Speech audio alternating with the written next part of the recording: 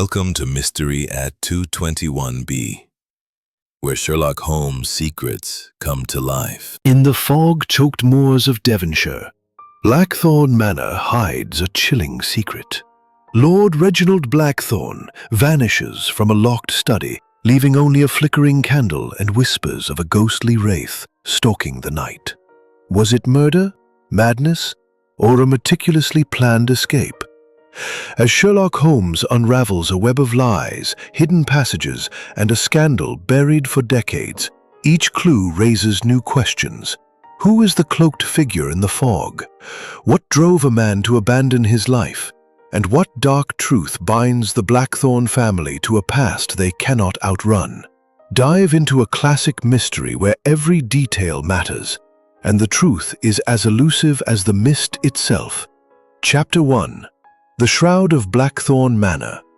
In the autumn of 1924, when the mists of England lay heavy upon the land, the village of Blackthorn, nestled in the remote reaches of Devonshire, seemed a place where time itself had paused to catch its breath. The rolling moors, cloaked in fog, stretched endlessly beyond the cluster of stone cottages, their chimneys puffing weak tendrils of smoke into the damp air. At the heart of this quiet hamlet stood Blackthorn Manor, a sprawling edifice of grey stone, its gables sharp against the sullen sky, its windows like unblinking eyes watching the world with suspicion. It was to this place, on a chill October evening, that Captain Arthur Hastings found himself summoned, though the precise nature of the summons remained, as yet, unclear. Hastings, ever the loyal companion to the great detective Sherlock Holmes, had received a letter 3 days prior, penned in the meticulous hand of Lady Eleanor Blackthorn. The missive was brief, its tone urgent yet restrained, requesting the presence of Sherlock Holmes at the manor to address a matter of grave importance. Sherlock, with his characteristic blend of curiosity and disdain for vague entreaties, had agreed to the visit only after Hastings pointed out the peculiarity of Lady Eleanor's phrasing. A shadow moves where none should be. The phrase had piqued Sherlock's interest, and so, with Hastings in tow, he had boarded the evening train from Paddington to Devon. The journey had been tedious, the train rattling through a landscape obscured by fog, and Hastings, ever prone to discomfort in such confines, had found little solace in Sherlock's silence. The detective had spent the hours with his eyes half closed, his fingers steepled beneath his chin, lost in that private realm of thought where Hastings could not follow. As the train neared Blackthorn, Sherlock had stirred, his grey eyes gleaming with sudden intensity. "Hastings," he had said, "mark my words, this affair will hinge upon the unseen. The fog is not merely a weather condition, it is a metaphor for the obfuscation we shall encounter."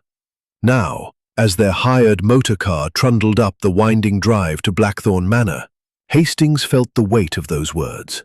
The manor loomed through the mist, foreboding. The car halted before the great oak doors, and a footman, pale and stiff in his livery, emerged to usher them inside. The air was thick with the scent of damp wood and wax polish, and the hall, vast and dimly lit, echoed with the faint drip of water somewhere in the distance. They were led to a drawing room where a fire crackled fitfully in a cavernous hearth. Lady Eleanor Blackthorn awaited them, a woman of perhaps 50, her silver hair swept into an elegant chignon, a posture rigid with the dignity of a station. Yet her eyes, dark and searching, betrayed a flicker of unease. Beside her stood her son, Sir Henry Blackthorn, a man in his early 30s, broad-shouldered and handsome, though his face bore the strain of sleepless nights. A third figure, a young woman with delicate features and a nervous air, hovered near the window, clutching a lace handkerchief. She was introduced as Miss Clara Wentworth, Lady Eleanor's ward. "Mr. Sherlock, Captain Hastings," Lady Eleanor began, her voice low and measured. "I thank you for coming on such short notice. I fear we are in the grip of something unnatural." Sherlock raised a hand, his expression impassive. "If you please, Lady Eleanor, begin with the facts. Leave the interpretations to me." She nodded, her lips tightening. "Very well. 3 nights ago, my husband, Lord Reginald Blackthorne, vanished from this house. He retired to his study after dinner, as was his custom, and was not seen again. The door was locked from within, the windows barred, and yet he was gone. No trace, no note, nothing but a single candle still burning upon his desk." Hastings felt a chill, though whether from the tale or the draughty room, he could not say. "Vanished?" he echoed. "But surely a man cannot simply dissolve into thin air." Sir Henry's jaw tightened. "That's not the half of it, Captain. The servants swear they've seen something, a figure in the fog, moving across the grounds at night. They call it the Wraith." Sherlock's lips twitched, a faint smile that did not reach his eyes. "A wraith, you say? How picturesque. And what does this spectral visitor look like?" Miss Wentworth spoke for the first time, her voice trembling. "It is tall, cloaked, and moves without sound. I saw it myself last night, near the old yew tree. It seemed to watch the house." Sherlock's gaze sharpened, though he said nothing. Instead, he rose and paced the room, his eyes darting to the heavy curtains, the polished floor, the portraits glaring down from the walls. "Tell me," he said at last, "who else resides in this house?" Lady Eleanor listed the household herself to attend to Lord Reginald's health, for the old man had been plagued by a weak heart. "And Lord Reginald's habits?" Sherlock pressed. "His routines? His temperament?" "He was a man of order," Lady Eleanor replied. "He spent his evenings in his study, working on his memoirs. He was reserved, but not unkind. Lately, though, he had grown withdrawn, as if troubled by some private matter." Sherlock nodded, his fingers brushing the edge of a mahogany table. "I shall need to see the study, and I shall require a list of everyone who was in the house on the night of his disappearance, along with their whereabouts between 8 and midnight." Sir Henry bristled. "You suspect one of us?" "I suspect nothing," Sherlock said smoothly. "I observe, and observation, Sir Henry, is the foundation of truth." The study, when they reached it, was a room of austere elegance. Bookshelves lined the walls, filled with leather-bound tomes on history and law. A heavy oak desk stood at the center, its surface bare, save for a single candlestick, its wax dripped in a frozen cascade. The windows were indeed barred, the door fitted with a sturdy lock. Sherlock moved with the precision of a watchmaker, examining the floor, the desk, the keyhole. He paused at the candlestick, lifting it to the light. "Curious," he murmured. "The wick is unevenly burned, as if the candle were tilted while lit." Hastings frowned. "What does that signify?" "Perhaps nothing, perhaps everything." Sherlock's eyes gleamed. "Tell me, Hastings, what do you make of the room?"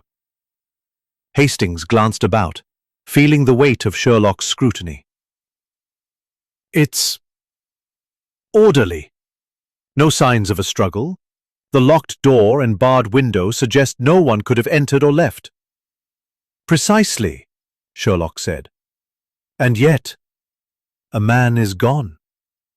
The impossible, Hastings, is merely a puzzle, awaiting the correct perspective."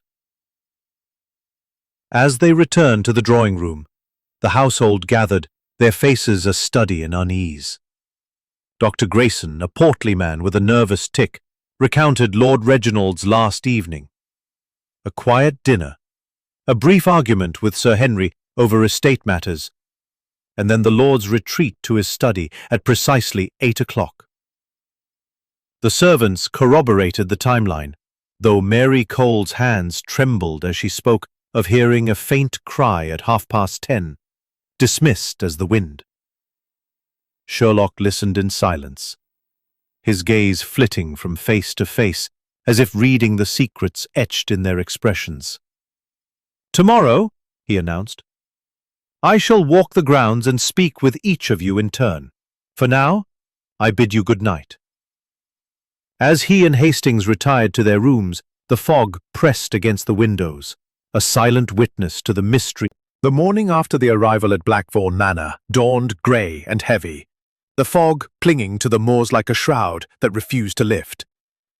Captain Arthur Hastings awoke to the distant tolling of a church bell, its mournful notes muffled by the damp air. The room assigned to him was comfortable yet austere, its walls adorned with faded tapestries depicting scenes of medieval hunts, their colours muted by time. As he dressed, he could not shake the unease that had settled upon him the previous evening, stirred by Lady Eleanor's tale of her husband's disappearance and the unsettling whispers of a wraith haunting the grounds. Sherlock Holmes, ever an early riser, was already in the dining room when Hastings descended. The detective sat at the long mahogany table, a cup of tea untouched before him, his eyes fixed on a small notebook in which he scribbled with a silver pencil. The room was quiet, save for the soft clink of porcelain as Mary Cole the maid cleared the breakfast dishes. Her movements were quick, almost furtive, and Hastings noted the faint tremor in her hands. "Good morning, Hastings," Sherlock said without looking up. "I trust you slept well, despite the oppressive atmosphere of this place." "As well as one can in a house where men vanish and spectres are said to roam," Hastings replied, attempting levity, but feeling the weight of his words. "Have you made any sense of this affair?" Sherlock closed his notebook with a snap. "Sense, my dear Hastings, is a matter of assembling fragments. Last night I observed. Today I shall collect. The study of Lord Reginald holds more secrets than its locked door suggests." Before Hastings could press further, Lady Eleanor entered, her face pale but composed. She wore a dress of deep burgundy, its severity softened by a string of pearls at her throat. "Mr. Sherlock," she said, "I have arranged for the household to be available for your questions. I trust you will be discreet." "Discretion," Sherlock replied, "is the companion of truth, Lady Eleanor. I shall begin with the study once more, and then I wish to speak with each member of the household. No detail is too small." The study, when they returned to it, was as they had left it. The heavy desk, the barred windows, the candlestick with its unevenly burned wick. Yet in the grey light of morning, the room seemed to hold a different character, as if the shadows had shifted to reveal new contours. Sherlock moved with his usual precision, his eyes darting from the floorboards to the bookshelves, pausing at the desk to examine the candlestick once more. "Hastings," he said, kneeling to inspect the rug beneath the desk, "observe this pattern. The weave is disturbed here, as if something heavy was dragged across it. Yet there are no scratches on the floor, no marks to suggest a struggle." Hastings crouched beside him, peering up the rug. Could it be the chair? Perhaps Lord Reginald moved it. "Unlikely," Sherlock murmured. "The chair's legs are rounded, and the disturbance is linear, suggesting a single, deliberate motion." He rose, his gaze sweeping the room. "And this candle, its wax dripped in a manner inconsistent with a stationary flame. It was tilted, perhaps carried, yet the candlestick remained on the desk. Curious." Their inspection was interrupted by the arrival of Thomas Reed, the butler, a gaunt man with a face like weathered parchment. His eyes, though steady, held a flicker of apprehension as he stood at the threshold. "You wished to see the staff, sir?" he asked. "Indeed," Sherlock said. "Tell me, Mr. Reed, what occurred on the night of Lord Reginald's disappearance? Your movements precisely between 8 and midnight." Reed's account was methodical, almost rehearsed. He had served dinner at 7, cleared the table by 8, and spent the evening in the servants' hall, polishing silver until 10. At 10:30, he had checked the locks on the manor's doors, as was his custom, and retired to his quarters. "I heard nothing unusual," he said. save for the wind. It howls fiercely on these moors. And the cry Miss Cole mentioned, Sherlock pressed. Reed hesitated, his fingers twitching at his sides. I heard no cry, sir. Mary is young, prone to fancies.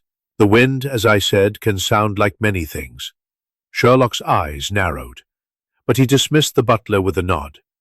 Next came Mrs. Agnes Poole, the housekeeper, a stout woman with a sharp gaze and a manner that suggested she missed little.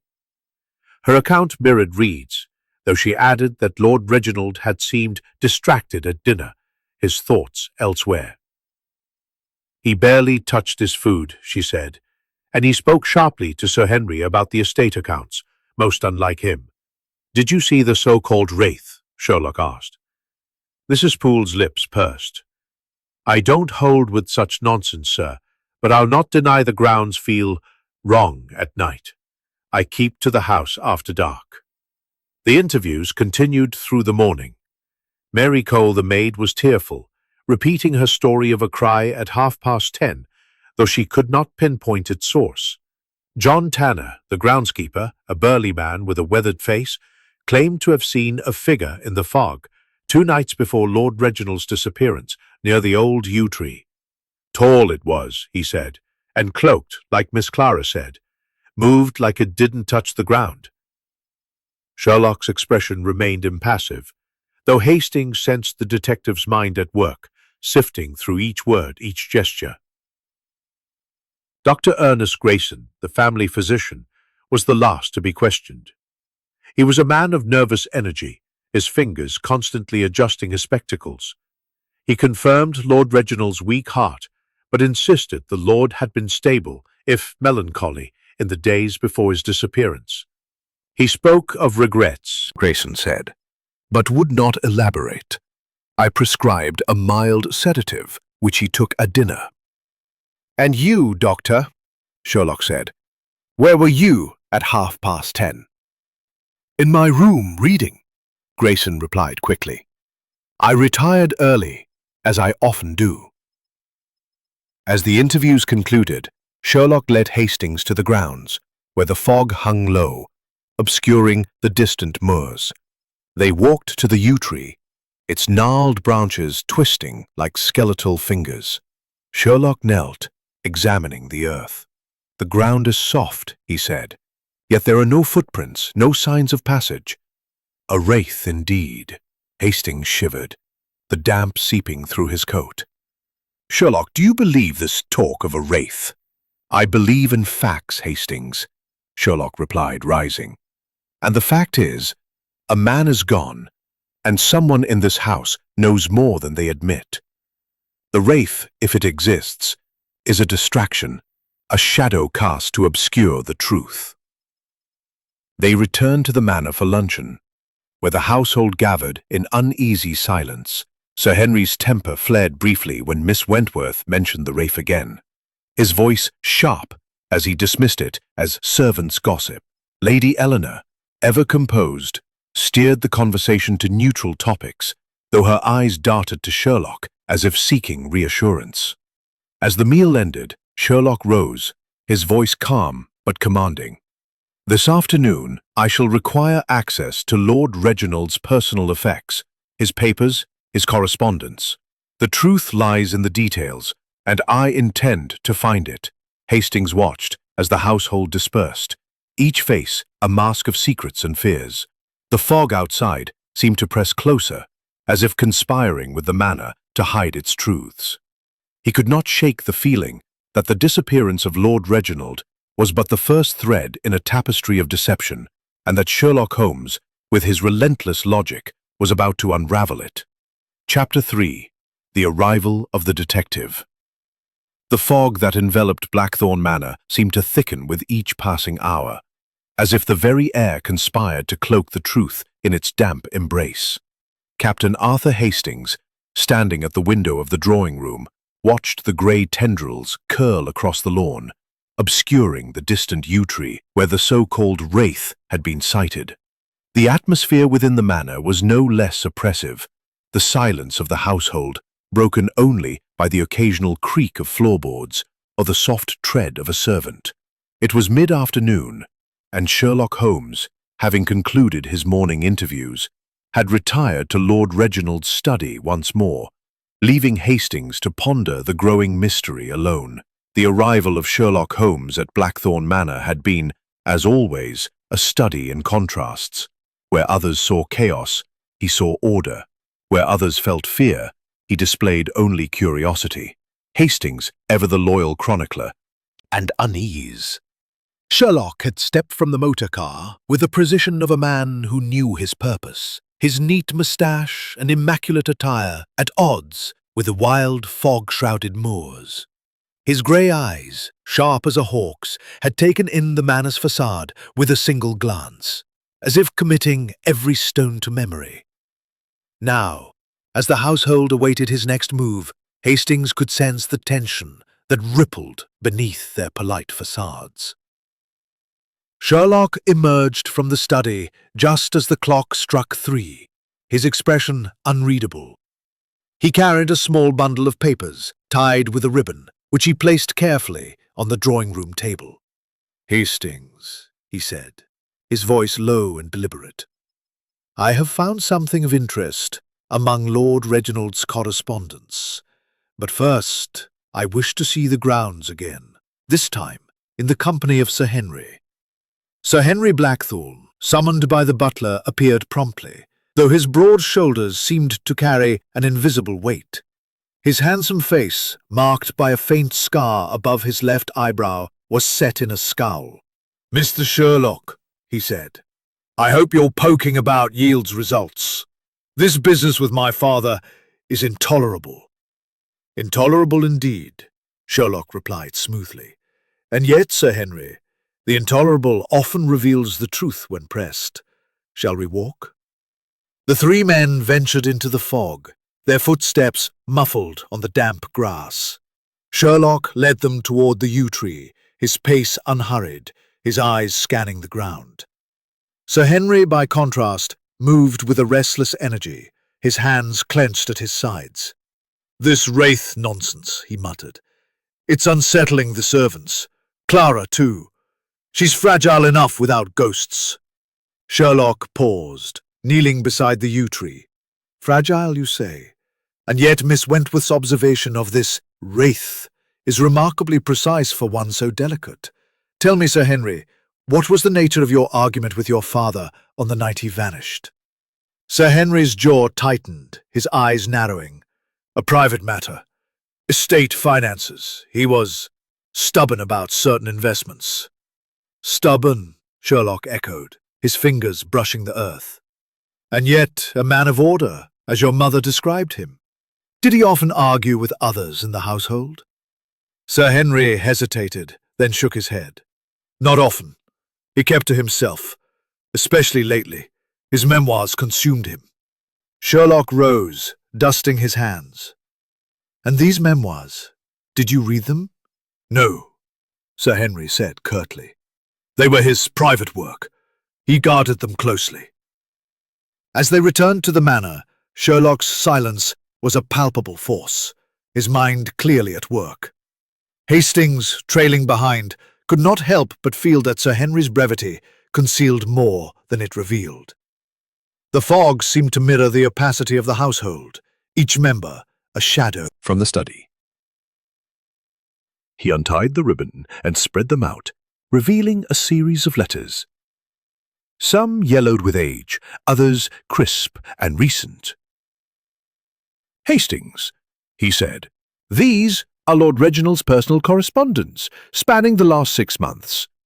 Most are mundane. Estate matters, charitable donations, but this—" He held up a single sheet, its ink slightly smudged. "This is curious." Hastings peered over his shoulder.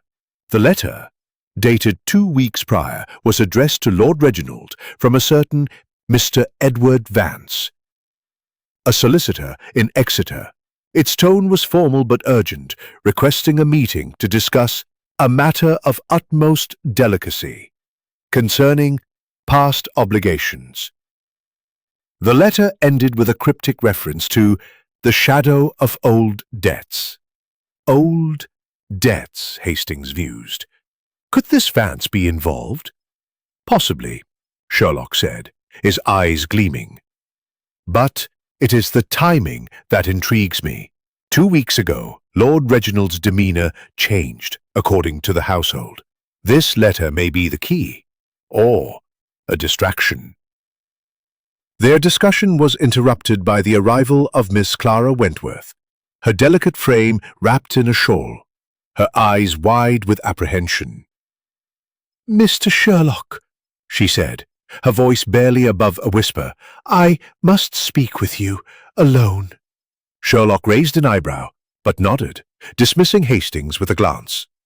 As Hastings retreated to the hall, he caught a glimpse of Clara's pale face, her hands twisting the lace handkerchief.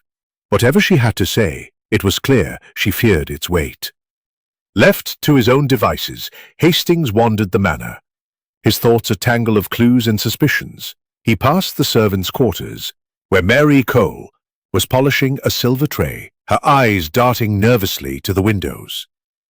Mrs. Poole, the housekeeper, was issuing curt instructions to a footman, her authority unchallenged. Dr. Grayson, encountered in the library, was leafing through a medical journal, his spectacles slipping down his nose. Each seemed to carry a secret, a fragment of the puzzle that Sherlock was assembling with his meticulous care. When Sherlock rejoined Hastings an hour later, his expression was inscrutable. "Miss Wentworth has provided illumination," he said, though not in the way she intended. "Her fear is genuine, but her story is incomplete. We shall dine with the household tonight, Hastings, and I shall observe them closely. The human heart, when pressed, reveals its truths." Dinner's a strained affair, the long table set with crystal and silver that gleamed dully in the candlelight. Lady Eleanor presided with her usual grace, though her eyes lingered on Sherlock, as if seeking reassurance. Sir Henry was silent, his gaze fixed on his plate. Clara, seated beside him, attention fixed on the interplay of glances and gestures. At one point, he remarked casually, "It is curious, is it not, how a single event can alter the rhythm of a household? A locked door, a burned candle, a cry in the night, small things, yet they resonate." The table fell silent, each face a mask of unease. Sir Henry's fork clattered against his plate, and Clara's breath caught audibly. Lady Eleanor's voice, when she spoke, was steady but cold. "Mr. Sherlock, do you suggest one of us knows more than we have said?" "I suggest nothing," Sherlock replied, his tone mild. "I merely note that truth, like a candle, casts light only when it is held steady." As the meal ended, Sherlock rose, excusing himself to examine the grounds once more before nightfall. Hastings followed, sensing that the detective's calm exterior belied a mind racing toward a conclusion. The fog had thickened, the manor now a mere silhouette against the grey. As they stood beneath the yew tree, Sherlock's voice was low, almost lost in the mist. "Hastings," he said, "the disappearance of Lord Reginald is no accident. It is a performance, staged with care. But every performance has its flaws, and I intend to find them." The words hung in the air, as heavy as the fog, and Hastings felt a shiver that had little to do with the cold. The mystery of Blackthorn Manor was deepening, and Sherlock Holmes was only just beginning to unravel its threads. Chapter 4. The Questions Begin. The fog that draped Blackthorn Manor seemed to seep into its very walls, lending an air of secrecy to every shadowed corner.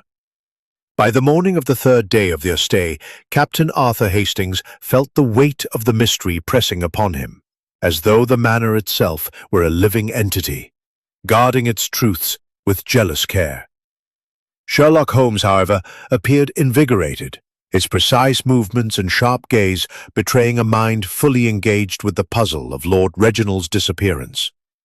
Breakfast had been a subdued affair, the household's polite exchanges punctuated by silences that spoke louder than words.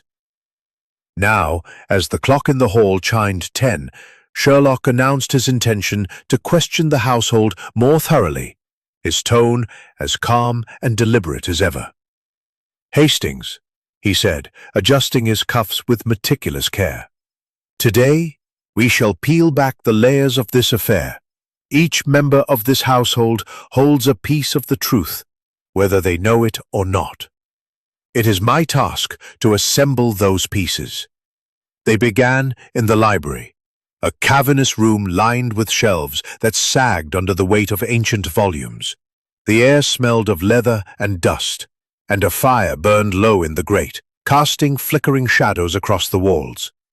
Sherlock had requested that Sherlock's memory needed no such aid. The first to be summoned was Lady Eleanor Blackthorne. She entered with the grace of a woman accustomed to command, her silver hair gleaming in the dim light. Yet her hands, clasped tightly before her, betrayed a tension that her composed expression could not conceal.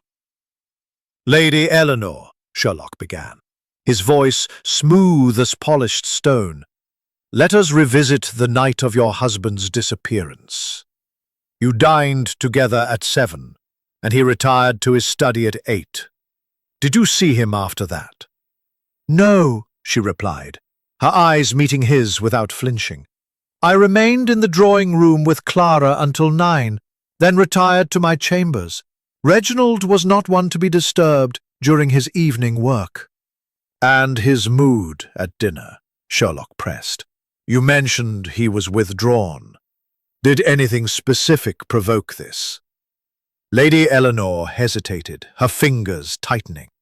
"He was preoccupied. He spoke little, and when he did, it was of trivial matters, the weather, the harvest. But I sensed a weight upon him, as I told you." Sherlock nodded, his eyes narrowing slightly. "And this weight, did it manifest in any unusual behavior? A letter received, perhaps, or a visitor?" Her lips parted, then closed. "No visitors. As for letters, I would not know. He handled his correspondence privately." Sherlock leaned back, his fingers steepled. "Very well. One final question. The candlestick in the study. Was it a habit of Lord Reginald to work by candlelight, even with electric lamps available?" Lady Eleanor frowned, as if the question puzzled her. "No, he preferred the lamps. The candlestick was an heirloom, kept on the desk for sentiment, not use." Sherlock dismissed her with a courteous nod, but Hastings caught the gleam in his eye, a sign that some small detail had slotted into place. Next came Sir Henry, his broad frame filling the doorway, his expression a mix of impatience and unease. "Mr. Sherlock," he said brusquely, "I hope these questions lead somewhere. My father's absence is a strain on us all." "Indeed," Sherlock replied, unruffled. "Let us focus on your whereabouts, Sir Henry. You argued with your father at dinner. What was the precise nature of this disagreement?" Sir Henry's scar twitched, a faint tick. "As I said, it was about the estate. He wanted to sell a parcel of land to cover debts. I opposed it. Blackthorn land has been ours for centuries." "And after dinner?" Sherlock asked. "You left the dining room at 8? Where did you go?" "To the billiard room," Sir Henry said. "I played a few frames alone, then joined Clara in the drawing room at 9. We talked on—" As if confirming a thought. "Thank you, Sir Henry. That will be all for now." Miss Clara Wentworth was next, her delicate frame trembling as she took her seat. Her eyes, wide and haunted, darted to the window, where the fog pressed against the panes. "Mr. Sherlock," she whispered, "I know you think me fanciful, but I swear I saw that figure in the fog. It was watching. Watching, Sherlock repeated, his tone gentle but probing. And what did you feel, Miss Wentworth, when you saw it? She swallowed, her hands twisting her handkerchief. Fear, but also recognition. It was as if I knew it, though I couldn't say how. Sherlock leaned forward, his voice low. And on the night of Lord Reginald's disappearance, where were you at 10:30 when Mary Cole heard a cry? In my room, She said quickly. I was reading. I heard nothing. Sherlock's eyes searched hers, and Hastings sensed a quiet intensity in the exchange, as if the detective were reading not just her words, but the spaces between them. He dismissed her gently, and she fled the room, her shawl trailing behind her. The servants followed. Thomas Reed, the butler, repeated his account of polishing silver and checking locks, his demeanor as stiff as his starched collar. Mrs. Agnes Poole, the housekeeper, spoke of tidying the drawing-room and retiring early, her sharp eyes missing nothing. Mary Cole, the maid, clung to her story of a cry, though she faltered under Sherlock's relentless questions, admitting it might have been the wind. John Tanner, the groundskeeper, was gruff, insisting he'd seen the wraith days before but had been in his cottage by the stables on the night in question. Dr. Ernest Grayson, the last to be questioned, fidgeted with his spectacles, his nervous energy filling the room. "I told you, Mr. Sherlock," he said. "I was in my room reading at 10:30. I heard no cry, saw no wraith. I'm a man of science, not superstition." "And yet," Sherlock said, "you prescribed a sedative for Lord Reginald. Was he unusually agitated?" Grayson hesitated. "He was unsettled, spoke of burdens from the past. I thought rest would help." Sherlock's lips curved faintly. "Burdens. A curious choice of word. Thank you, Doctor." As Grayson left, Sherlock turned to Hastings, his voice low. "Each account is a thread, Hastings, and together they weave a tapestry of contradiction. The cry, the candle, the locked door, all point to a truth hidden in plain sight." "What do you mean?" Hastings asked, his notebook filled with scribbled details. Sherlock's eyes gleamed. "Consider the alibis. Sir Henry claims solitude in the billiard room unseen. Clara speaks of recognition, yet denies hearing a cry. The servants are precise, too precise, as if coached. And Grayson, through the windows, casting long shadows." Sherlock paused, his gaze fixed on a portrait of Lord Reginald, his stern face staring down.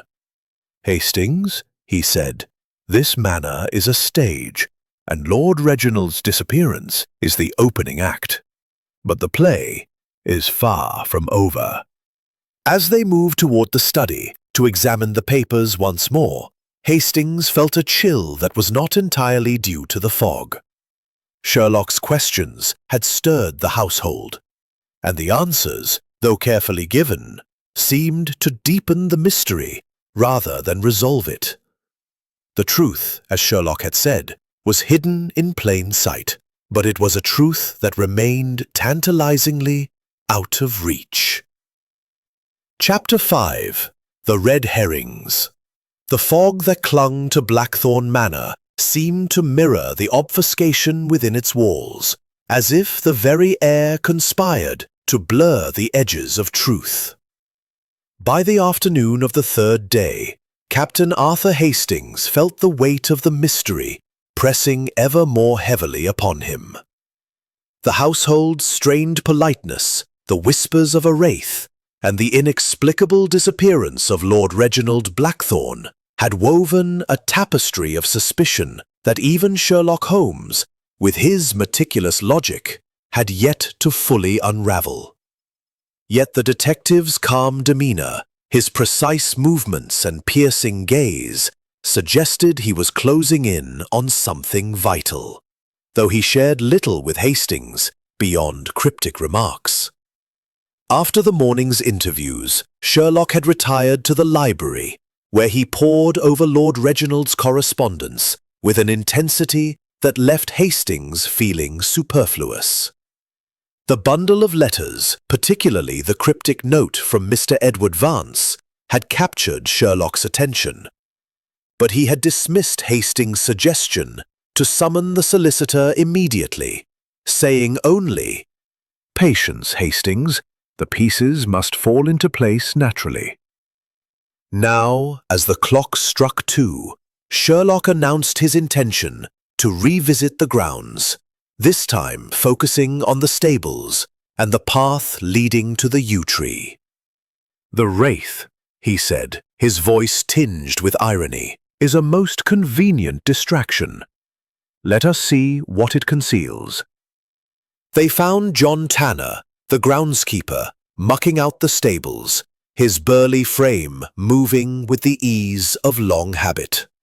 His weathered face darkened as Sherlock approached, his story of the cloaked figure in the fog repeated with gruff insistence. "I told you, sir. I saw it clear as day. 2 nights before the master vanished. Tall, cloaked, moving like a shadow. Ain't no man walks like that." Sherlock's eyes narrowed as he examined the stable floor, noting the fresh straw and the faint tracks of boots. "And yet, Mr. Tanner, you saw no footprint." "Herring, designed to draw attention from the truth. Tanner's story is too vivid, too rehearsed. He is either mistaken or complicit." Before Hastings could respond, a shout from the manor interrupted them. Sir Henry Blackthorne emerged, his face flushed with anger, followed closely by Inspector Gerald Lestrade, a local policeman whose arrival had been unannounced. Lestrade, a wiry man with a pinched face and a skeptical air, had been summoned by Sir Henry, who now brandished a piece of paper with evident agitation. "Mr. Sherlock," Sir Henry said, his voice tight, "this was found in the village this morning, posted on the church door. It accuses my father of fraud, claims he swindled tenants out of their savings. It's slander, but it's caused a stir. The inspector thinks it's connected to his disappearance." Lestrade, adjusting his hat, nodded curtly. "The note's unsigned, but it's specific. Names, dates, sums. If it's true, Lord Reginald had enemies. I've got men searching the village for the author, but I reckon the answer's here, in this house." Sherlock took the paper, his eyes scanning it rapidly. The accusations were indeed detailed, alleging that Lord Reginald had manipulated tenant leases to siphon funds for personal gain. The handwriting was bold, almost theatrical, and Sherlock's lips twitched in a faint smile. "A most convenient discovery, Inspector. Tell me, Sir Henry, when did you last speak with the tenants?" Sir Henry bristled. "Weeks ago. I managed the estate, not my father. This is nonsense." Sherlock folded the note and handed it back to Lestrade. "Keep it safe, Inspector. It is a distraction, but a deliberate one. The author wishes to muddy the waters." Lestrade's skepticism deepened, but he pocketed the note and departed to continue his inquiries in the village. Sir Henry lingered, his anger giving way to unease. "Mr. Sherlock, do you believe this note has any bearing on my father's disappearance?" "I believe," Sherlock said, "that every detail has bearing, but not always in the way it seems. Return to the manor, Sir Henry. I shall join you shortly." As Sir Henry retreated, Sherlock turned to Hastings, his voice low. "The note is a red herring, Hastings, as blatant as the Wraith. Its purpose is to shift suspicion outward to the tenants, away from the household. But the truth lies closer, much closer." They returned to the manor, where the atmosphere had grown even more strained.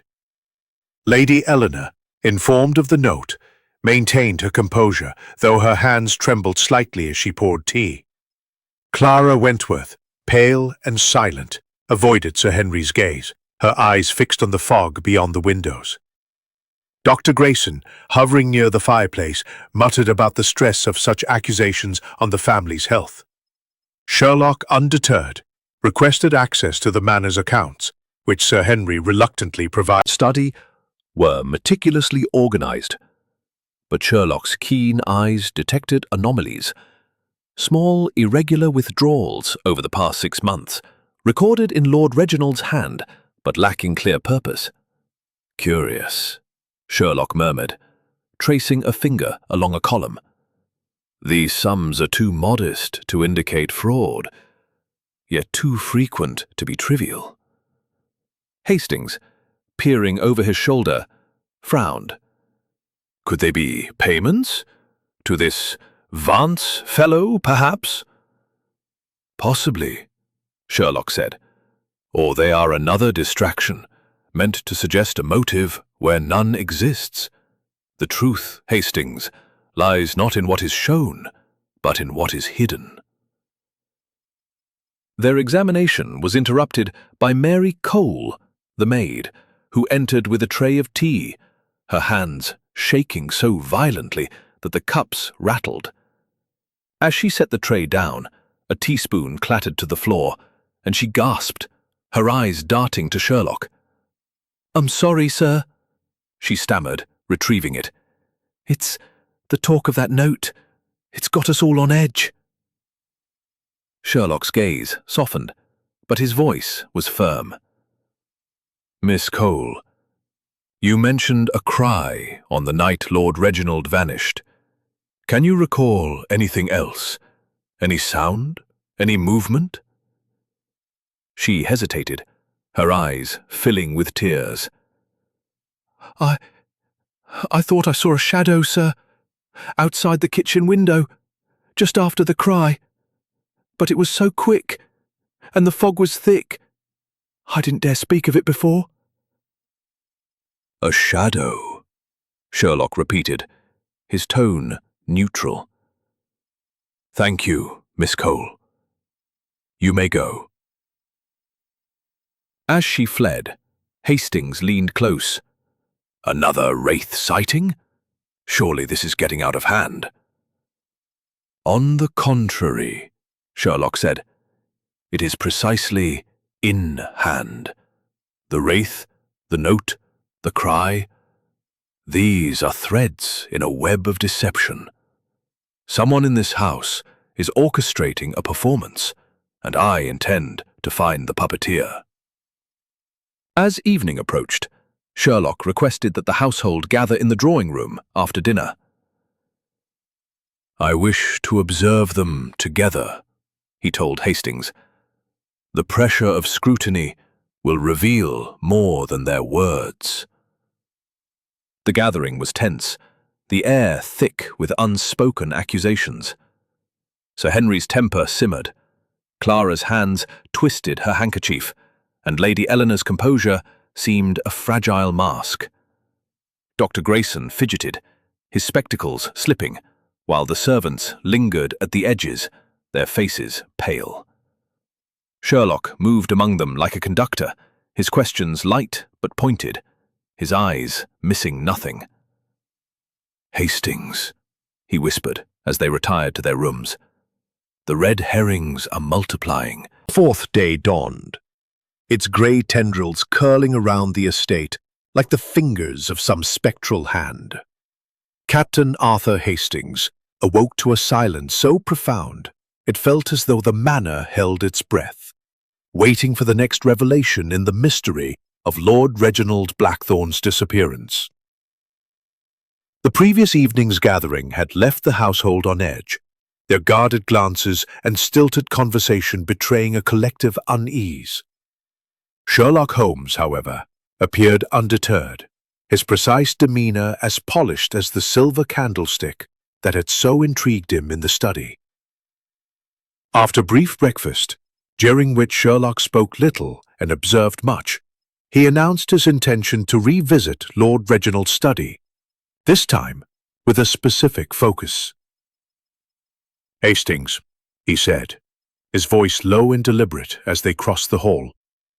"The key to this puzzle lies in the smallest details. We have been presented with distractions, the wraith, the slanderous note, but the truth hides in something overlooked, something ordinary." The study, bathed in the weak light filtering through the fog, was as they had left it. The heavy oak desk, the barred windows, the candlestick, with its uneven burnt wick. Sherlock moved with the precision of a surgeon's, his eyes scanning every surface. He paused at the desk, his fingers tracing the edge of a blotter, then knelt to examine the rug once more. "Observe, Hastings," he said, pointing to a faint crease in the weave. "This disturbance, noted before, is not random. It aligns with the desk's edge, as if something was dragged towards it." Hastings frowned, crouching beside him. "But we found no marks on the floor. Could it be a piece of furniture?" Sherlock shook his head, his eyes gleaming. "No, Hastings. The mark suggests weight and direction, but no struggle. It is deliberate, controlled." He rose, moving to the bookshelves, where he ran a finger along the spines, pausing at a volume of Gibbon's Decline and Fall of the Roman Empire. He pulled it out, revealing a small, locked compartment behind it. "Good heavens, Sherlock!" Hastings exclaimed. "A hidden safe!" "Precisely," Sherlock said, his voice tinged with satisfaction. He produced a small tool from his pocket, a slender probe, and deftly manipulated the lock. With a soft click, the compartment opened, revealing a leather-bound notebook and a single key. Its brass surface tarnished, but intact. Sherlock opened the notebook, his eyes scanning the pages. The entries, written in Lord Reginald's neat hand, were dated over the past year, detailing meetings with tenants, estate repairs, and, most intriguingly, a series of payments to an unnamed recipient. The sums matched those in the ledger, Hastings said, his pulse quickening. "The solicitor from the letter. He's at the heart of this, isn't he?" Sherlock's lips twitched in a faint smile. "He is a thread, Hastings, but not the whole tapestry. This key, however, is another matter." He held it up, its weight suggesting it opens something substantial. "It does not fit the study door or the safe. It belongs elsewhere in the manor." Their discovery was interrupted by a soft knock.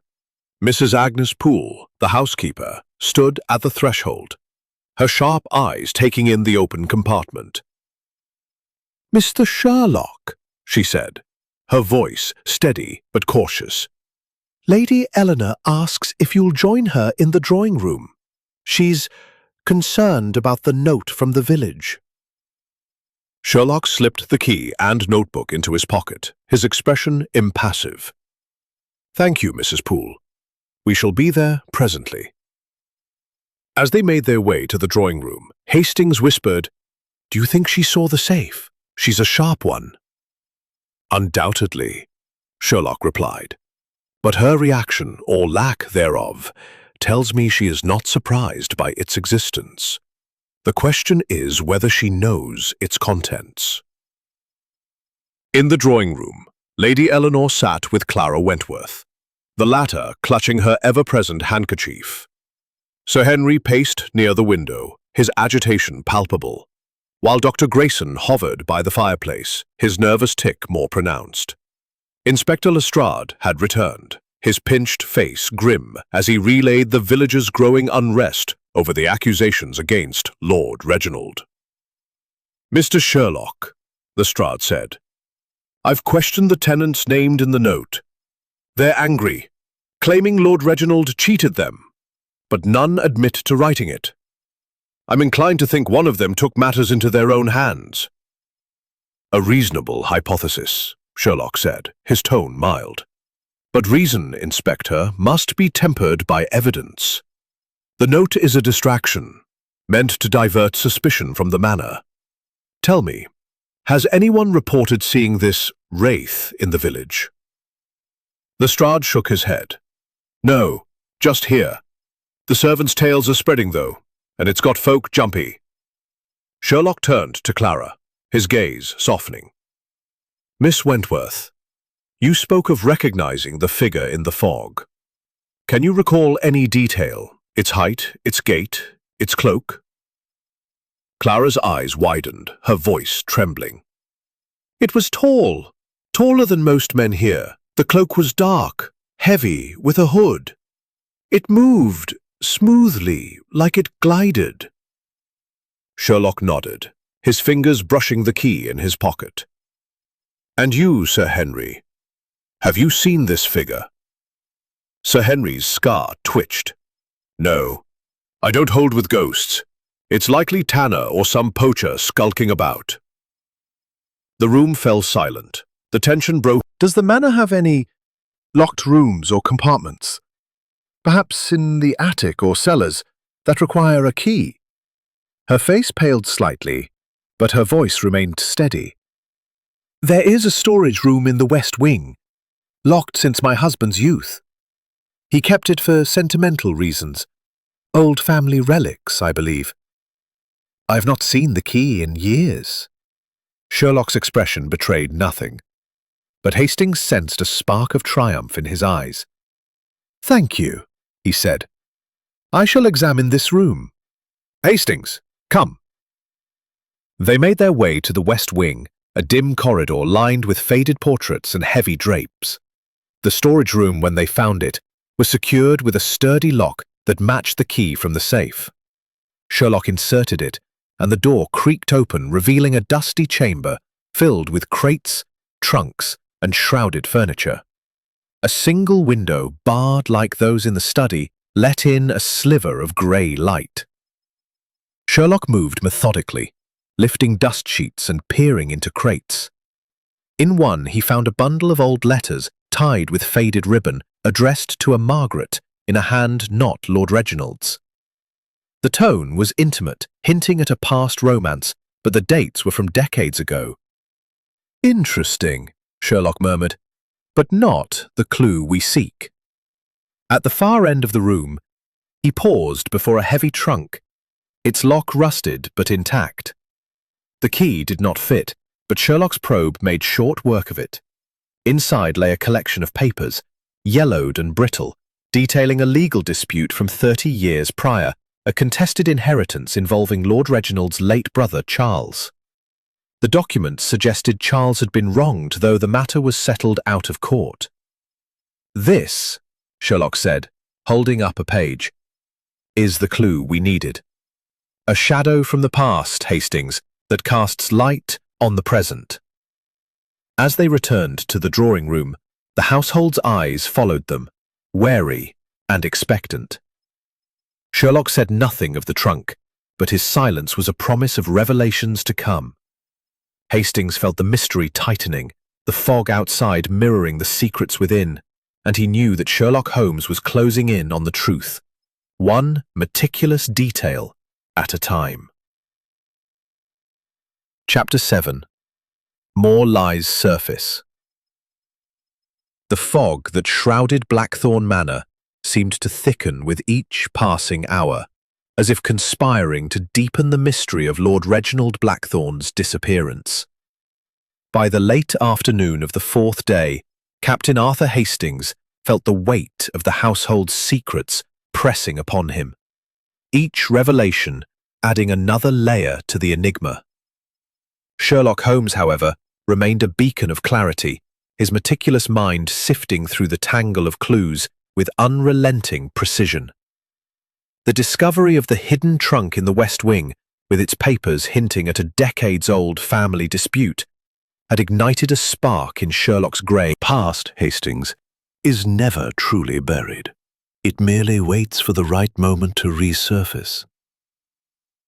As the day waned, Sherlock requested a private meeting with Lady Eleanor in the library, leaving Hastings to observe the household from the drawing room. The air was heavy with tension, the occupants moving with the cautious grace of actors aware of an unseen audience. Sir Henry Blackthorn paced near the fireplace, his broad shoulders tense, his scar twitching with every glance toward Clara Wentworth, who sat pale and silent, her handkerchief a crumpled knot in her hands. Dr. Ernest Grayson, attempting to read a medical journal, fumbled with his spectacles, his nervous tic more pronounced. The servants, Mrs. Agnes Poole, Thomas Reed, and Mary Cole, hovered at the edges, their tasks performed with mechanical efficiency, their eyes darting to the windows where the fog pressed close. Hastings, seated with his notebook, jotted down impressions, though he felt increasingly out of his depth. The accusations of fraud in the village, the Wraith sightings, the hidden papers, all seemed to point in different directions. Yet Sherlock's calm assurance suggested a pattern only he could see. The detective's absence stretched on, and Hastings was about to seek him out when a sharp cry from the hall startled the room.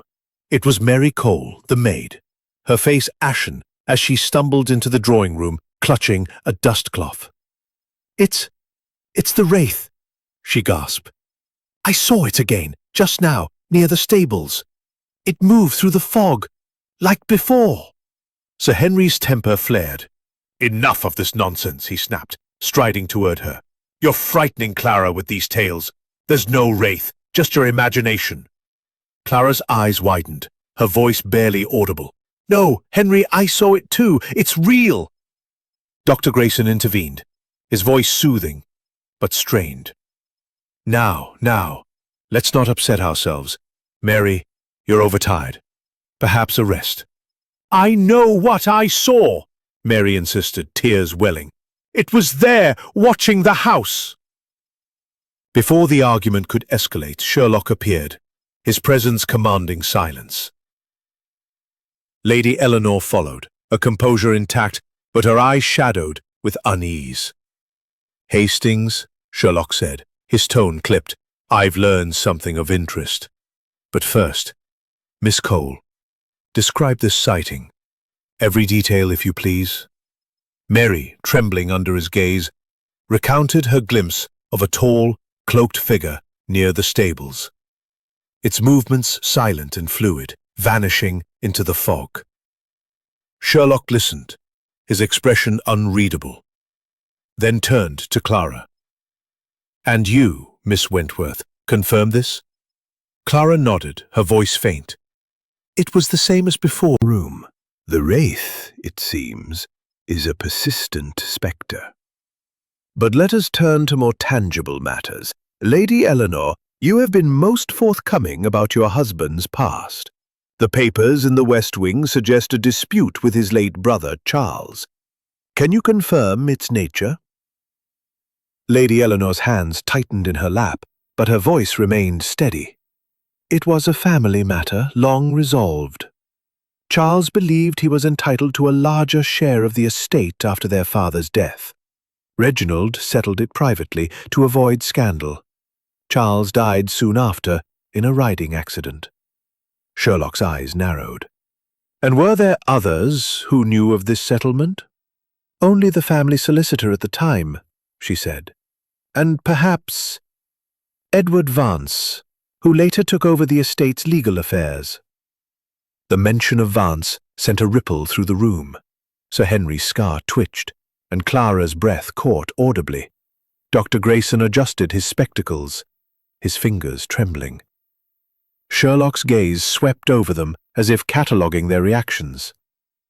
"Thank you, Lady Eleanor," he said. "I shall need to speak with Mr. Vance. Hastings, arrange a telegram to Exeter." As Hastings moved to comply, Sherlock drew him aside, his voice low. "The dispute with Charles is a thread, Hastings, but not the whole cloth. The lies are surfacing, small inconsistencies, guarded glances. Someone in this house is hiding a motive, and the Wraith is their shield." Dinner that evening was a tense affair, the candlelight casting long shadows across the dining room. Sir Henry's temper simmered, his exchanges with Clara curt and strained. Lady Eleanor spoke little, her eyes fixed on Sherlock, as if anticipating his next move. Dr. Grayson attempted levity, but his anecdotes fell flat, his nervous laughter echoing in the silence. The servants moved like ghosts, their presence barely noted. After dinner, Sherlock requested a private word with Clara in the library. Hastings, left to his own devices, wandered the hall, his thoughts a tangle of clues. The wraith, the papers, the payments to an unknown recipient, all pointed to a deeper truth. But what? He was startled from his reverie by a soft sound from the servants' quarters, a muffled sob, quickly stifled. Curious, Hastings approached, finding Mary Cole seated at a small table, her face buried in her hands. "Miss Cole," he said gently, "are you all right?" She looked up, her eyes red-rimmed. "Oh, Captain Hastings, I'm sorry. It's all too much. The wraith, the master's disappearance. I feel like I'm going mad." Hastings, ever kind-hearted, sat beside her. "You mentioned a shadow by the kitchen window that night. Can you recall anything more?" She hesitated, then whispered, "It wasn't just a shadow. I saw a face for a moment, pale." She shook her head, tears spilling. "No, it was too fast. But it wasn't the wraith. It was someone real, I'm sure of it." Before Hastings could question her further, Mrs. Poole appeared, her sharp voice cutting through the moment. "Mary, enough dawdling. There's work to be done." Mary scurried off, and Hastings returned to the drawing room, his mind racing. He found Sherlock there, alone, his fingers steepled as he stared into the fire.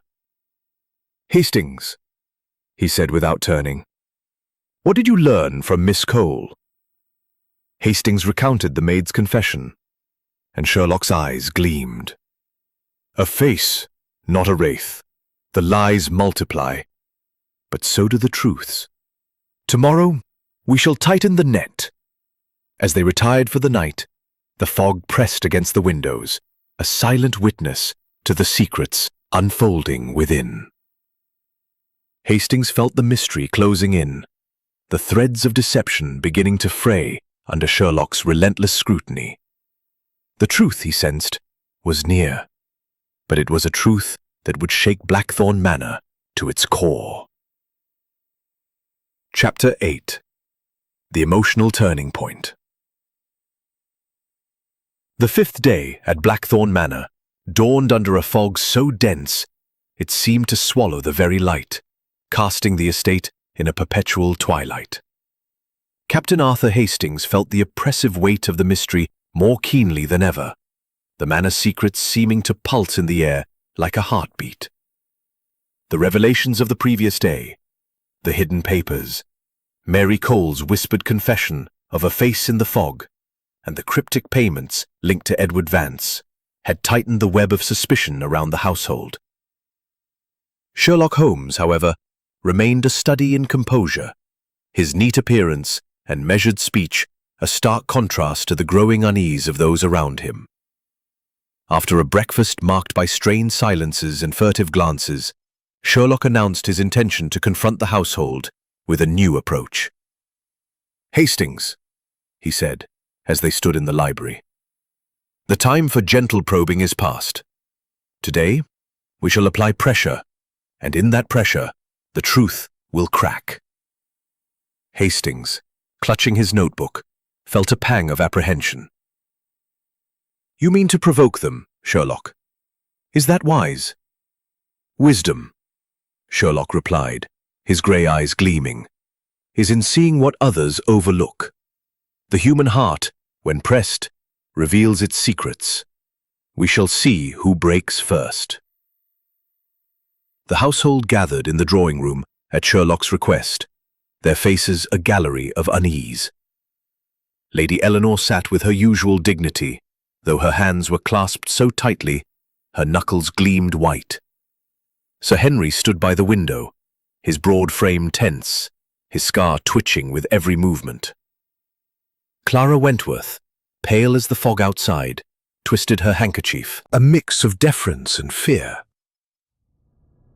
Inspector Lestrade, who had returned from the village with no new leads, leaned against the fireplace, his skepticism palpable. Sherlock began, his voice calm but commanding. "Ladies and gentlemen, the disappearance of Lord Reginald Blackthorne is no accident. Nor is it the work of some spectral wraith. It is a carefully orchestrated act, and the key lies within this room. I have uncovered evidence, papers, payments, and inconsistencies that point to a motive rooted in the past. Let us speak plainly. Who among you knows of the dispute with Charles Blackthorne, and what it cost this family? The question hung in the air, sharp as a blade.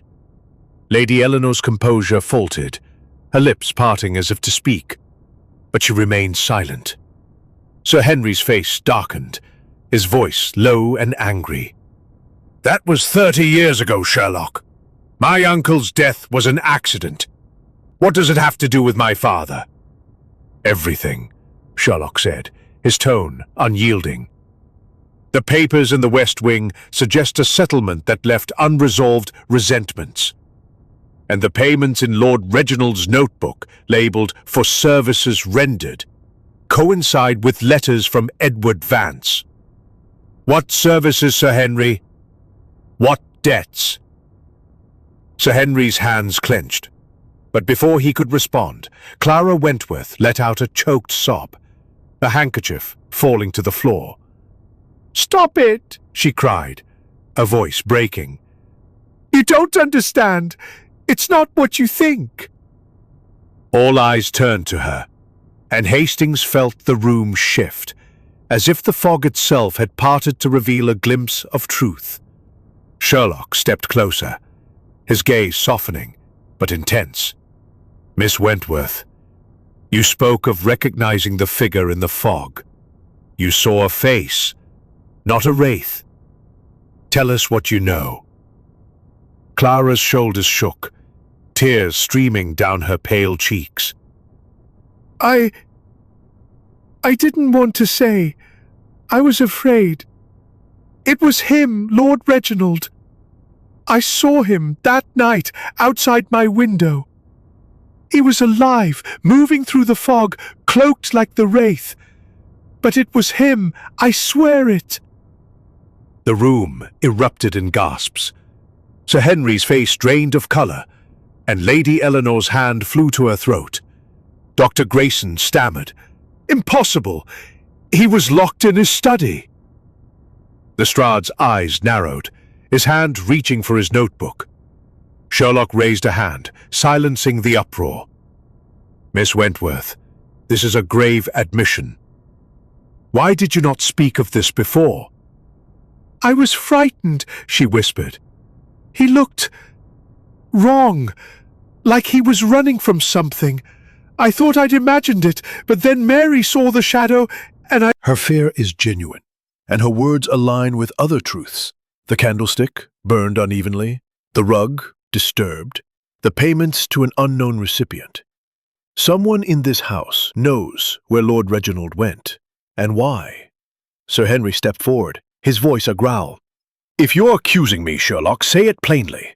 I loved my father, despite our disagreements. I'd never harm him." Sherlock's gaze met his, unflinching. "I accuse no one, yet. But the lies are unraveling. Miss Cole, you saw a face by the kitchen window. Was it Lord Reginald's?" Mary, trembling under the weight of attention, shook her head. I don't know, sir. It was too quick. But it wasn't a ghost, it was a man, I'm sure." The servants exchanged glances, and Mrs. Poole's sharp voice cut in. "Enough of this, Mr. Sherlock. You're upsetting the girl. We've told you all we know." "Have you?" Sherlock said, his tone deceptively mild. "Then why does the ledger show payments to an unnamed recipient, coinciding with Mr. Vance's letters? And why does the key from the study safe open a room filled with secrets from 30 years past?" The room fell silent, the weight of his words settling like dust. Dr. Grayson cleared his throat, his voice unsteady. "Mr. Sherlock, these are old matters. Lord Reginald was a good man, burdened by family history. Perhaps he left to escape it." "Escape?" Sherlock echoed, his eyes gleaming. "A convenient theory, Doctor, but a man does not lock himself in a study only to vanish into the fog without purpose." Someone aided him, or forced him. Clara's sobs quieted, and she looked up, her voice barely audible. He was afraid. He told me days before that he'd made mistakes, terrible mistakes. He said the past was catching up. Sherlock's expression softened, but his voice remained firm. Thank you, Miss Wentworth. Your courage has illuminated much. As the gathering dispersed, the household fractured by Clara's revelation, Sherlock drew Hastings aside. The emotional dam has broken, Hastings, he said, his voice low. Clara's confession is the crack we needed. Lord Reginald was seen alive outside after the supposed time of his disappearance. This changes everything. But why would he leave? Hastings asked, his mind reeling. And the locked study, the wraith, what does it mean? It means, Sherlock said, that the performance is nearing its climax. Someone orchestrated this disappearance, and Clara's words point to a motive rooted in fear. Fear of a past that refuses to stay buried. As they retired to their rooms, the fog outside seemed to pulse with secrets, its grey veil hiding the truth that Sherlock was steadily uncovering. Hastings felt the mystery shifting, the lies of Blackthorn Manor beginning to crumble under the weight of one girl's tearful confession. As the wraith itself. Chapter 9. The Trap. The fog that cloaked Blackthorn Manor seemed to grow denser with each passing hour, as if the very air were conspiring to shield the secrets within its walls.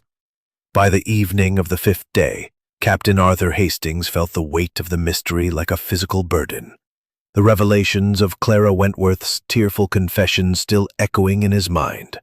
Her claim that she had seen Lord Reginald Blackthorn alive, cloaked and moving through the fog on the night of his disappearance, had shattered the household's fragile composure, casting suspicion in every direction. Sherlock Holmes, however, remained as composed as ever, his grey eyes gleaming with the quiet intensity of a man who sensed the puzzle's pieces falling into place. As the household gathered for dinner, the atmosphere was taut with unspoken accusations. Lady Eleanor, her silver hair impeccable despite the strain in her eyes, presided over the table with a forced calm. Sir Henry Blackthorn, his scar twitching, barely touched his food, his gaze darting between Clara and Sherlock.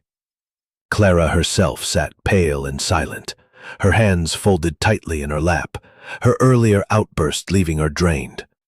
Dr. Ernest Grayson, his nervous tic more pronounced, attempted to fill the silence with banal remarks about the weather, but his words fell flat. The servants, Mrs. Agnes Poole, Thomas Reed, and Mary Cole, moved with mechanical precision, their faces betraying a mix of fear and exhaustion. Inspector Lestrade, who had joined them at Sherlock's insistence, watched the proceedings with a skeptical frown, his notebook open on his lap. Sherlock, seated at the far end of the table, ate sparingly, his attention fixed on the interplay of glances and gestures. As the meal drew to a close, he set down his fork with deliberate care and rose, his voice cutting through the tension like a blade. "Ladies and gentlemen," he said, "the time has come to confront the truth. Lord Reginald Blackthorn did not vanish by accident, nor was he spirited away by some spectral wraith. His disappearance was a carefully staged act, and tonight I shall lay a trap to reveal its architect." A collective gasp rippled through the room. Lady Eleanor's hand tightened on her glass, and Sir Henry's face darkened. "What do you mean, a trap?" he demanded. "If you know something, Sherlock, speak plainly." "I shall," Sherlock replied, his tone calm but commanding. "But first, I require your presence in the study at precisely 9 o'clock. All of you, including the staff. The truth, like a candle, burns brightest when all shadows are exposed." The household dispersed with murmurs of unease, and Hastings followed Sherlock to the library, his heart pounding. "Sherlock," he whispered, "what are you planning? Do you know who's behind this?" Sherlock's lips twitched. Reveals its secrets. Tonight, we shall corner it. At 9 o'clock, the household assembled in the study, the air thick with anticipation. The room was lit by electric lamps, but Sherlock had placed the candlestick from Lord Reginald's desk at its centre, its wick freshly trimmed. The household stood in a loose circle. Lady Eleanor, regal but pale, Sir Henry, his fists clenched, Clara trembling beside him, Dr. Grayson, his spectacles slipping, and the servants clustered near the door. Lestrade leaned against a bookshelf, his eyes sharp. Sherlock began, his voice steady and deliberate. Let us reconstruct the night of Lord Reginald's disappearance. At 8, he retired to this study, locking the door. At 10:30, Mary Cole heard a cry, and Clara Wentworth saw a figure, Lord Reginald, cloaked, moving through the fog. Yet the door remained locked, the windows barred. How then did he leave? He paused, his gaze sweeping the room. The answer lies in the details. The candlestick, burned unevenly, suggests it was carried, not stationary.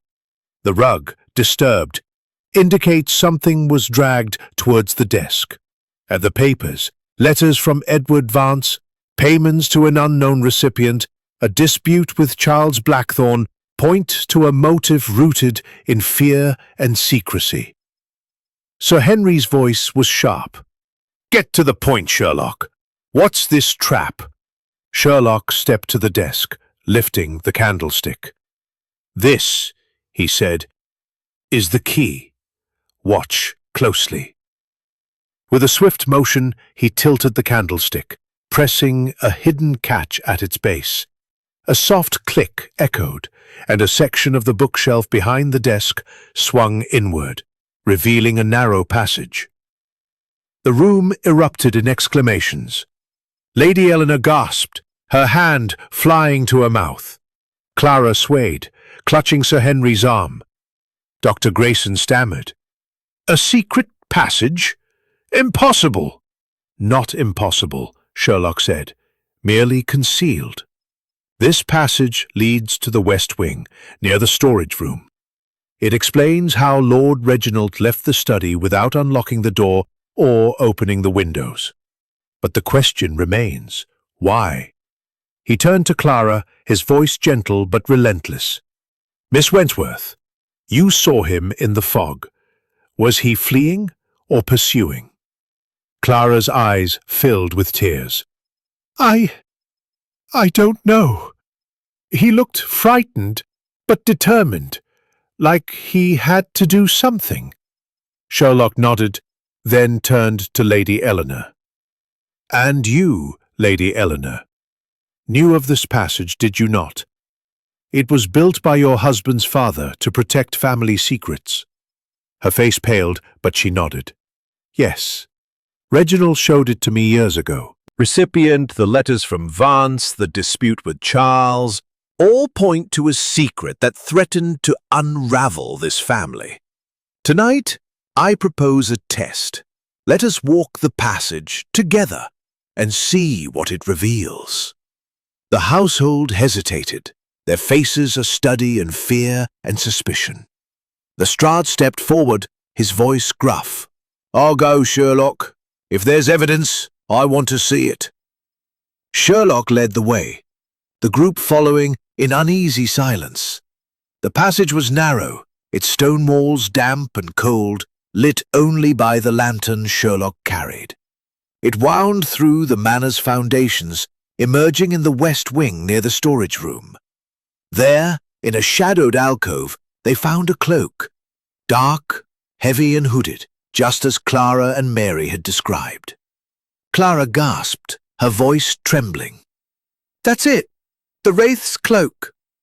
Sherlock lifted it, examining the fabric. No wraith, Miss Wentworth. A cloak worn by a man who wished to be seen, yet unseen. But whose?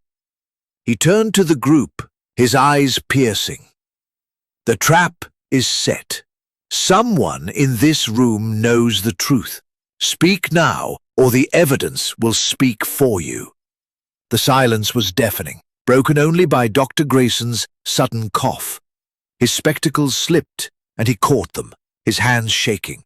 "Mr. Sherlock," he stammered, "this is madness. You're chasing shadows."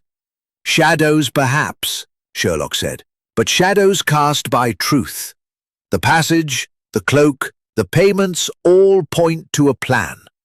Who benefited from Lord Reginald's disappearance?" The question hung in the air, and Hastings felt the tension snap like a taut wire. Clara's tears returned, Sir Henry's fists clenched, and Lady Eleanor's composure wavered. The trap had been sprung, and though no one spoke, Sherlock's eyes gleamed with the certainty that the truth was near.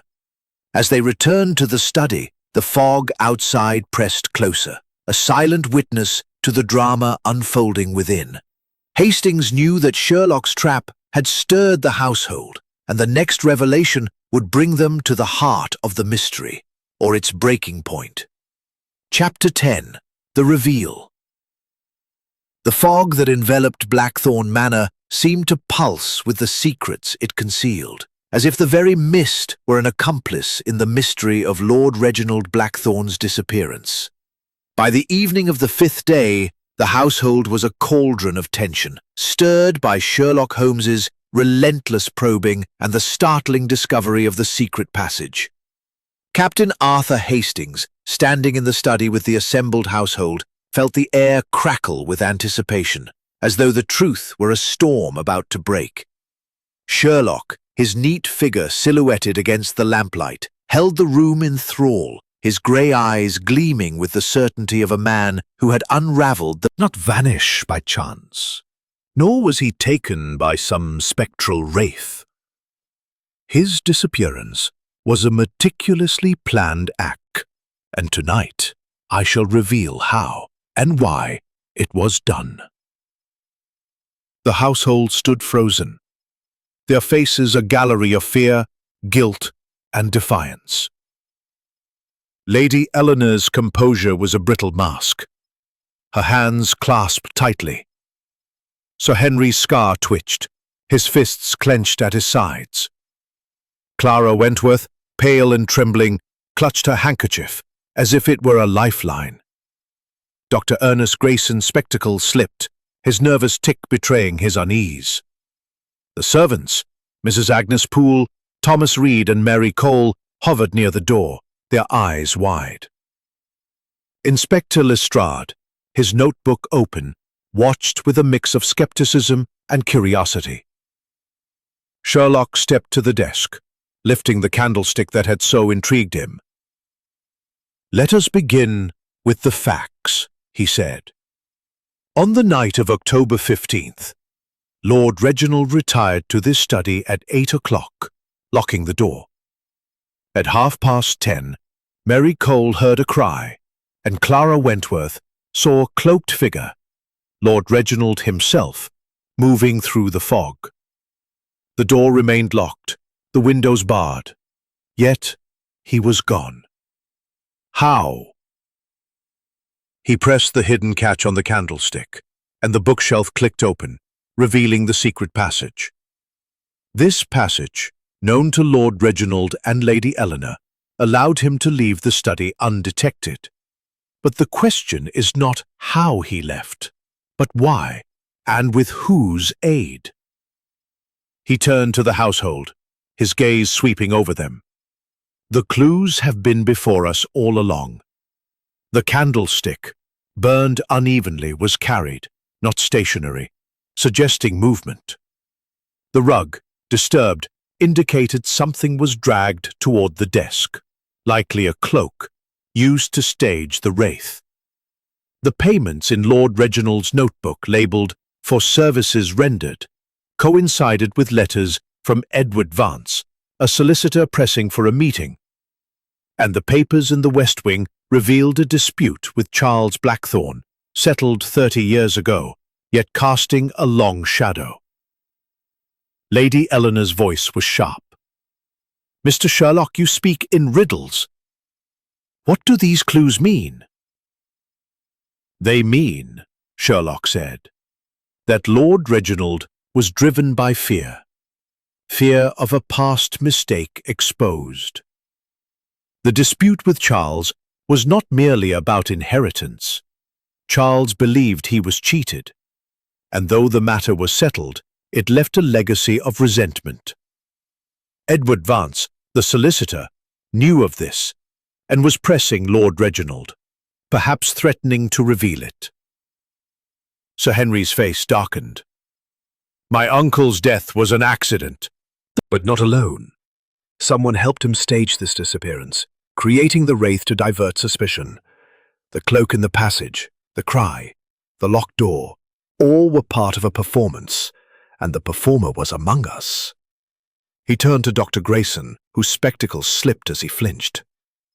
Doctor, your nerves have betrayed you from the start. You prescribed a sedative for Lord Reginald, yet he was alert enough to flee. You were in your room at 10:30, you claim, but no one saw you, and your knowledge of the family's history is deeper than you admit. Grayson stammered. I was his physician. I knew nothing of this passage or cloak. Sherlock's eyes narrowed. Yet you knew of Charles Blackthorne's death. You were a young doctor in the village then, were you not? You attended the inquest, declared it an accident, but you suspected more, and Lord Reginald paid you to keep silent. The room gasped, and Grayson's face drained of colour. That's preposterous!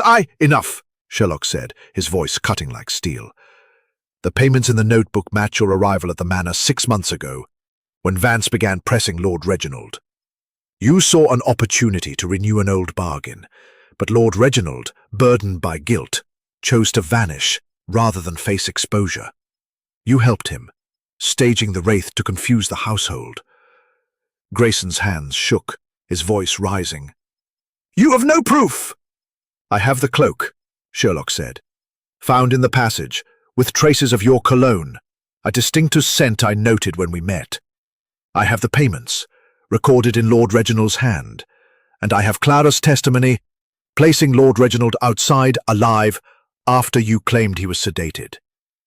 Clara sobbed, and Lady Eleanor's composure cracked, her voice trembling. Is this true, Ernest? Did you help my husband leave? Grayson's shoulders slumped, his defiance crumbling. He begged me, he whispered. He said Vance would ruin the family. Expose Charles's death as no accident. I gave him the cloak, showed him the passage. You wanted to disappear, start anew. I never meant harm. Lestrade stepped forward, his voice gruff. Where is he now, Doctor? Grayson shook his head. I don't know. He left through the passage into the fog. I was to say nothing. Sherlock's gaze softened, but his voice remained firm. You aided a man in fleeing justice, Doctor, but the true crime lies in the past. Lord Reginald's fear drove him, but your silence enabled it. The household stood stunned, the weight of the revelation settling over them. Lady Eleanor's eyes filled with tears, and Sir Henry's anger gave way to shock. Clara clung to her handkerchief, her sobs quieting. The servants exchanged glances, their fear replaced by awe at Sherlock's precision. As Lestrade led Grayson away, promising further inquiries, Sherlock turned to Hastings. The trap was simple, Hastings. Pressure reveals truth. Grayson's nerves were his undoing, and the clues, the candlestick, the cloak, the payments, told the story. But where is Lord Reginald? Hastings asked, his mind reeling. Fled, likely to the continent, Sherlock said. Vance's letters suggest a man desperate to escape. We may yet find him, but the mystery of Blackthorne Manor is solved. As the household dispersed, the fog outside seemed to lift slightly, as if the truth had cleared a path. Hastings followed Sherlock to their rooms, marveling at the detective's ability to unravel the impossible with nothing but logic and observation. The wraith was no more, but the shadows of the past lingered, a reminder of the secrets that had torn a family apart. Chapter 11. The Reflection. The fog that had clung to Blackthorn Manor for days began to thin on the morning of the 6th day, as if the revelation of the previous night had loosened its grip on the estate. Captain Arthur Hastings awoke to a pale, watery sunlight filtering through his window, casting faint shadows across the room's faded tapestries. The events of the study, the unmasking of Dr. Ernest Grayson as an accomplice in Lord Reginald Blackthorn's staged disappearance, had left the household in a state of quiet shock. The air, though clear outside, remained heavy within, laden with the aftermath of secrets laid bare. Hastings, dressing with care, felt a mix of awe and unease at Sherlock Holmes's triumph, knowing the detective's work was not yet complete. In the dining room, Sherlock sat alone, his tea untouched, his grey eyes fixed on the distant moors visible through the window. His neat appearance, crisp suit, meticulously groomed moustache, was a stark contrast to the disarray of the household. Hastings joined him, noting the faint lines of fatigue around the detective's eyes, a rare sign of the mental exertion he had expended. "Good morning, Sherlock," Hastings said, settling into a chair. "You were extraordinary last night. To unravel such a tangle with nothing but a candlestick and a cloak, it's remarkable." Sherlock's lips twitched in a faint smile, though his gaze remained distant. "Remarkable, perhaps, but not miraculous, Hastings. The truth was always there, in the details, the uneven wick, the disturbed rug, the payments, the passage. It required only order and observation to bring it to light." Hastings leaned forward, his voice low. "But Lord Reginald, where is he? Grayson claims he fled into the fog, but can we be sure?" Sherlock's eyes sharpened, returning to the present. "We cannot be sure, but we can infer. Lord Reginald was a man of order, yet driven by fear of a past exposed. The letters from Edward Vance, the payments to Grayson, the dispute with Charles, all point to a man desperate to escape." Gathered for breakfast, their faces reflecting the weight of the previous night's revelations. Lady Eleanor, her silver hair still impeccable, carried an air of quiet resignation, her eyes red-rimmed but dry. Sir Henry Blackthorn, his temper subdued, sat with a stiffness that suggested both relief and shame. Clara Wentworth, pale but composed, managed a small smile as she met Hastings' gaze, her handkerchief absent for the first time. The servants, Mrs. Agnes Poole, Thomas Reed, and Mary Cole, moved with a newfound ease, as if the shadow of the wraith had lifted with Grayson's confession. Lestrade, who had spent the night at the manor, was absent, having left at dawn to coordinate with Exeter police regarding Grayson and the search for Lord Reginald. As the meal progressed, Sherlock spoke little, his attention fixed on the interplay of emotions around the table. When Lady Eleanor addressed him, her voice was steady but soft. "Mr. Sherlock, you have done us a great service, though it is a painful one. My husband's actions, I cannot condone them, but I understand his fear. What will become of Dr. Grayson?" Sherlock set down his cup with deliberate care. Dr. Grayson's role was that of an enabler, not a mastermind. He will face charges for aiding Lord Reginald's flight, but the true crime lies in the past, a past I suspect you know more of than you have shared. Lady Eleanor's lips tightened, but she nodded. "Charles's death was a tragedy, Mr. Sherlock. Reginald never spoke of it, but I knew it haunted him. If he ensured it was deemed an accident, it was to protect the family's name." Sherlock's gaze softened, though his voice remained firm. "The protection of a name, Lady Eleanor, often comes at the cost of truth. Your husband chose to flee rather than face it. That choice has left you all to bear the consequences." Sir Henry's voice was low, almost a growl. "And what of us, Sherlock? The estate, the tenants, the accusations of fraud still linger. How do we move forward?" Sherlock leaned back, his fingers steepled. "The accusations, Sir Henry, were a distraction, likely penned by someone aware of your father's payments to Grayson. Address the tenants with transparency, Show them the ledgers, refute the slander. The truth, though painful, is your shield. Clara spoke, her voice tentative but clear. Mr. Sherlock, I'm sorry I didn't speak sooner. I was so afraid, seeing him that night. I thought I was helping by staying silent. Sherlock's expression warmed, a rare moment of kindness. Miss Wentworth, your fear was human, and your courage in speaking was vital. You have nothing to apologize for. As breakfast ended, Sherlock rose, signaling his intent to depart. My work here is complete, he said. The mystery of Lord Reginald's disappearance is solved, though its echoes will linger. I leave you to rebuild, as you must. Outside, Take them to the station. Hastings turned to Sherlock, his mind still turning over the case. Sherlock, your philosophy, order, observation, the little grey cells, it's extraordinary. But doesn't it ever weigh on you? The secrets, the lies, the pain you uncover.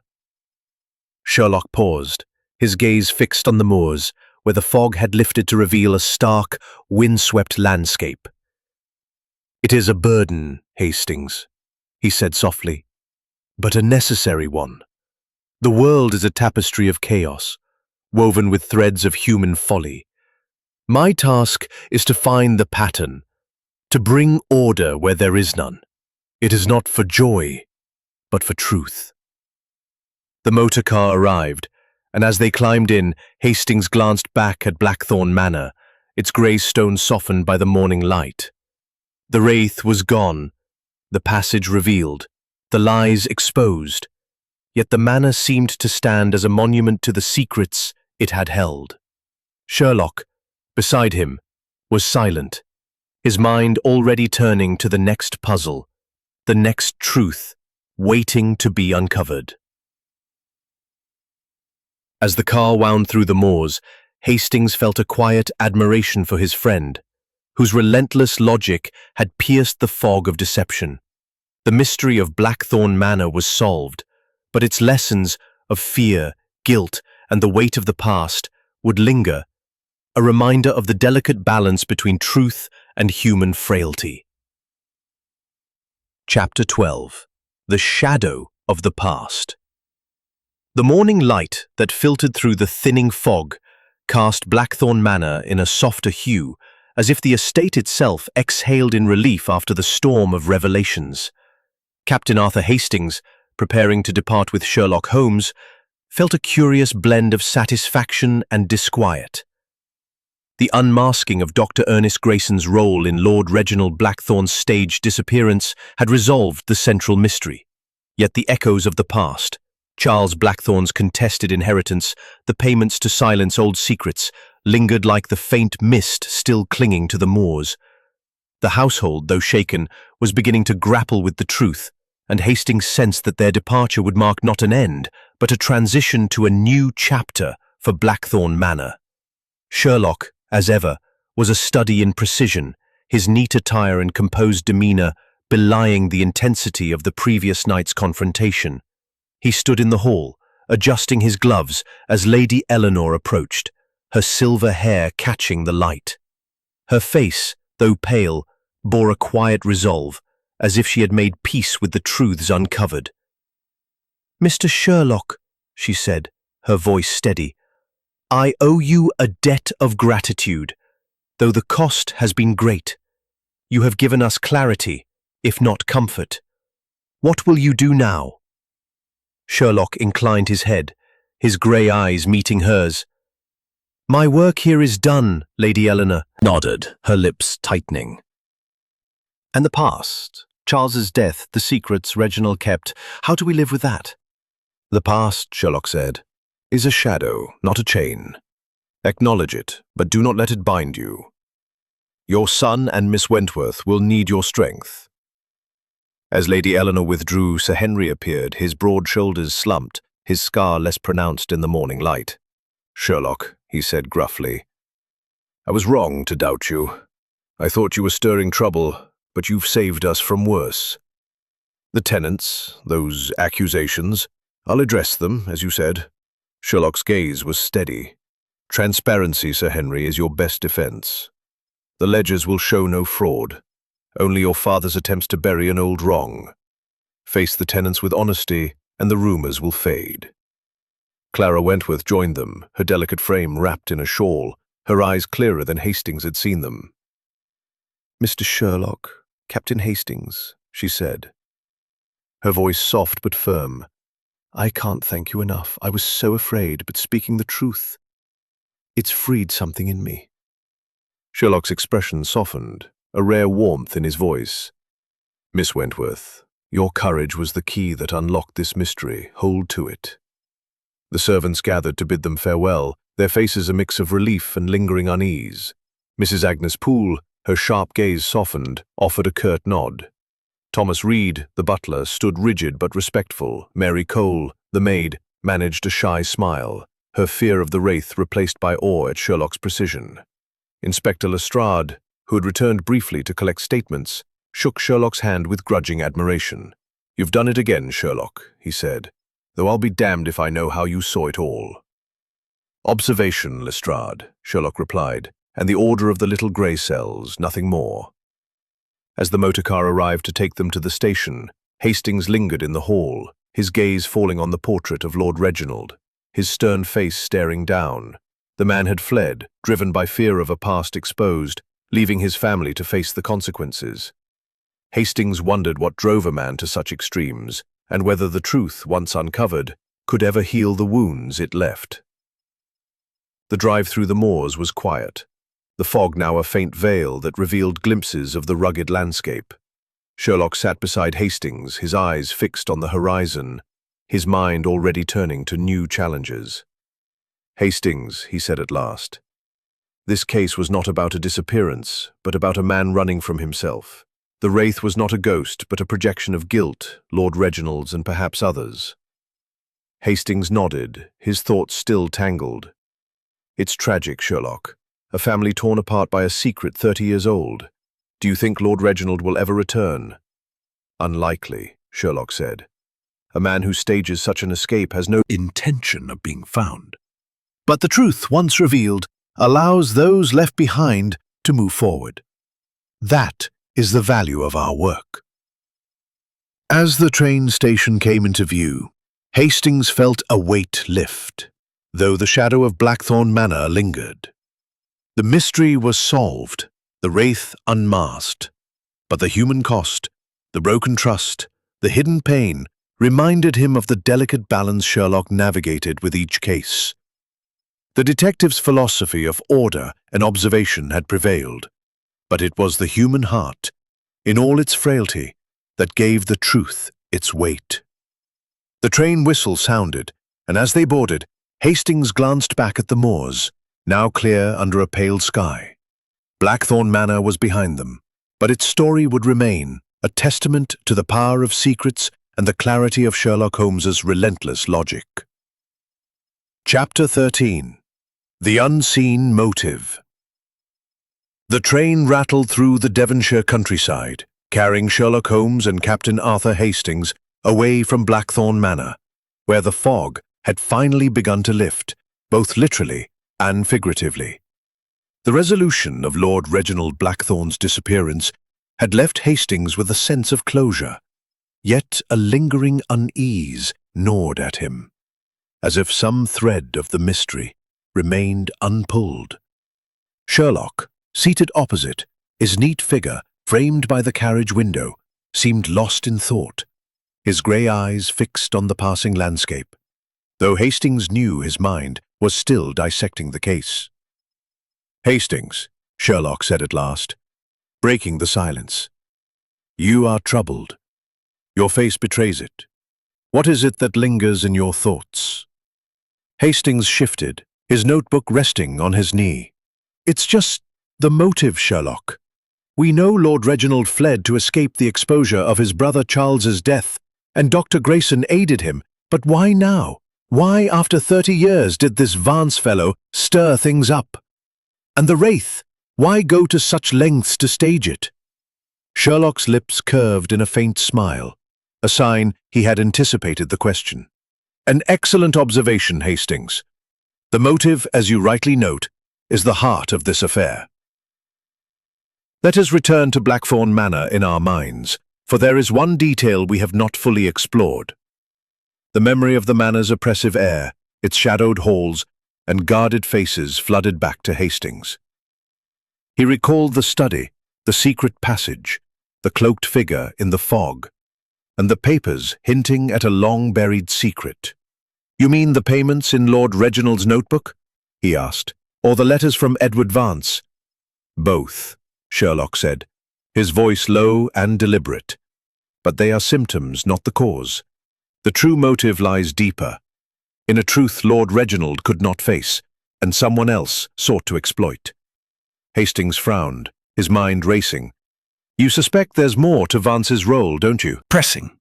They were threatening.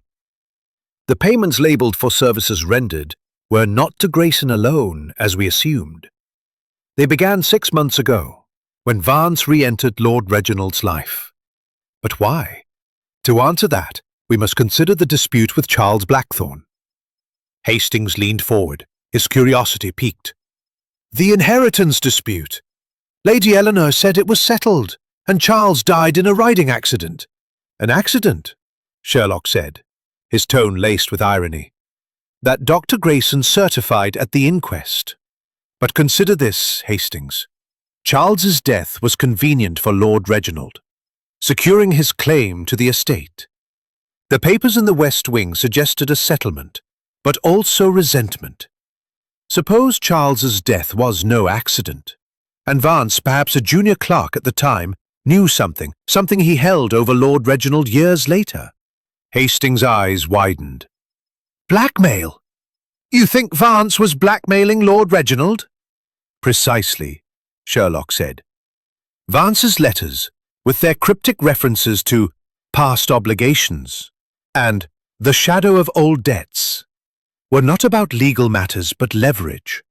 Lord Reginald paid to keep the truth buried. But when Vance's demands grew, he chose flight over exposure. The Wraith was a distraction, staged to give the impression of a supernatural force, diverting suspicion from the real motive." "But who staged it?" Hastings asked. "Grayson admitted to helping Lord Reginald flee, but the cloak, the sightings, someone else was involved, weren't they?" Sherlock's eyes gleamed. "You are learning, Hastings. The cloak in the passage bore Grayson's cologne, but its placement was too deliberate, too theatrical. Someone else wore it, perhaps to ensure the Wraith was seen by Clara and Mary. Someone who knew the passage and wished to protect Lord Reginald, or to profit from his absence." Hastings' mind raced through the household. "Sir Henry? He argued with his father about the estate. Or Lady Eleanor, she knew of the passage." "Both are possibilities," Sherlock said. "But consider Clara Wentworth. Her fear was genuine, yet her recognition of the figure suggests familiarity. She claimed it was Lord Reginald, but her hesitation, her tears, they hint at a deeper involvement. Suppose she was complicit, not in malice, but in loyalty." "Clara!" Hastings exclaimed. "But she's so fragile, so young." "Youth and fragility," Sherlock said, "are no barriers to loyalty. Clara was Lord Reginald's ward, raised as a daughter. If he confided in her about his fear of Vance, she might have agreed to help stage the Wraith, perhaps wearing the cloak herself to create the illusion." Hastings shook his head, struggling to reconcile the image of the delicate Clara with such deception. "But why? To protect him? Or to protect the family?" Sherlock. "Lord Reginald, yes, but she also knew his plan. Her silence was not fear alone, it was guilt." As the train neared London, Sherlock leaned back, his expression contemplative. "The unseen motive, Hastings, is always the most powerful. Lord Reginald fled to escape a truth that would destroy his legacy. Grayson enabled him for profit. Clara perhaps acted out of love. And Vance, the unseen puppeteer, pulled the strings from afar." "But what now?" Hastings asked. "Will Lestrade find Vance? Or Lord Reginald?" Vance will be questioned, Sherlock said, and his role exposed. As for Lord Reginald, a man who vanishes so thoroughly does not wish to be found. But the truth, once uncovered, has a way of finding its own path. The train slowed, the platform coming into view through the window. Hastings felt a pang of frustration, sensing that the full scope of the motive might remain just out of reach. Yet Sherlock's calm certainty reassured him, as always, that the little grey cells had pieced together more than he could see.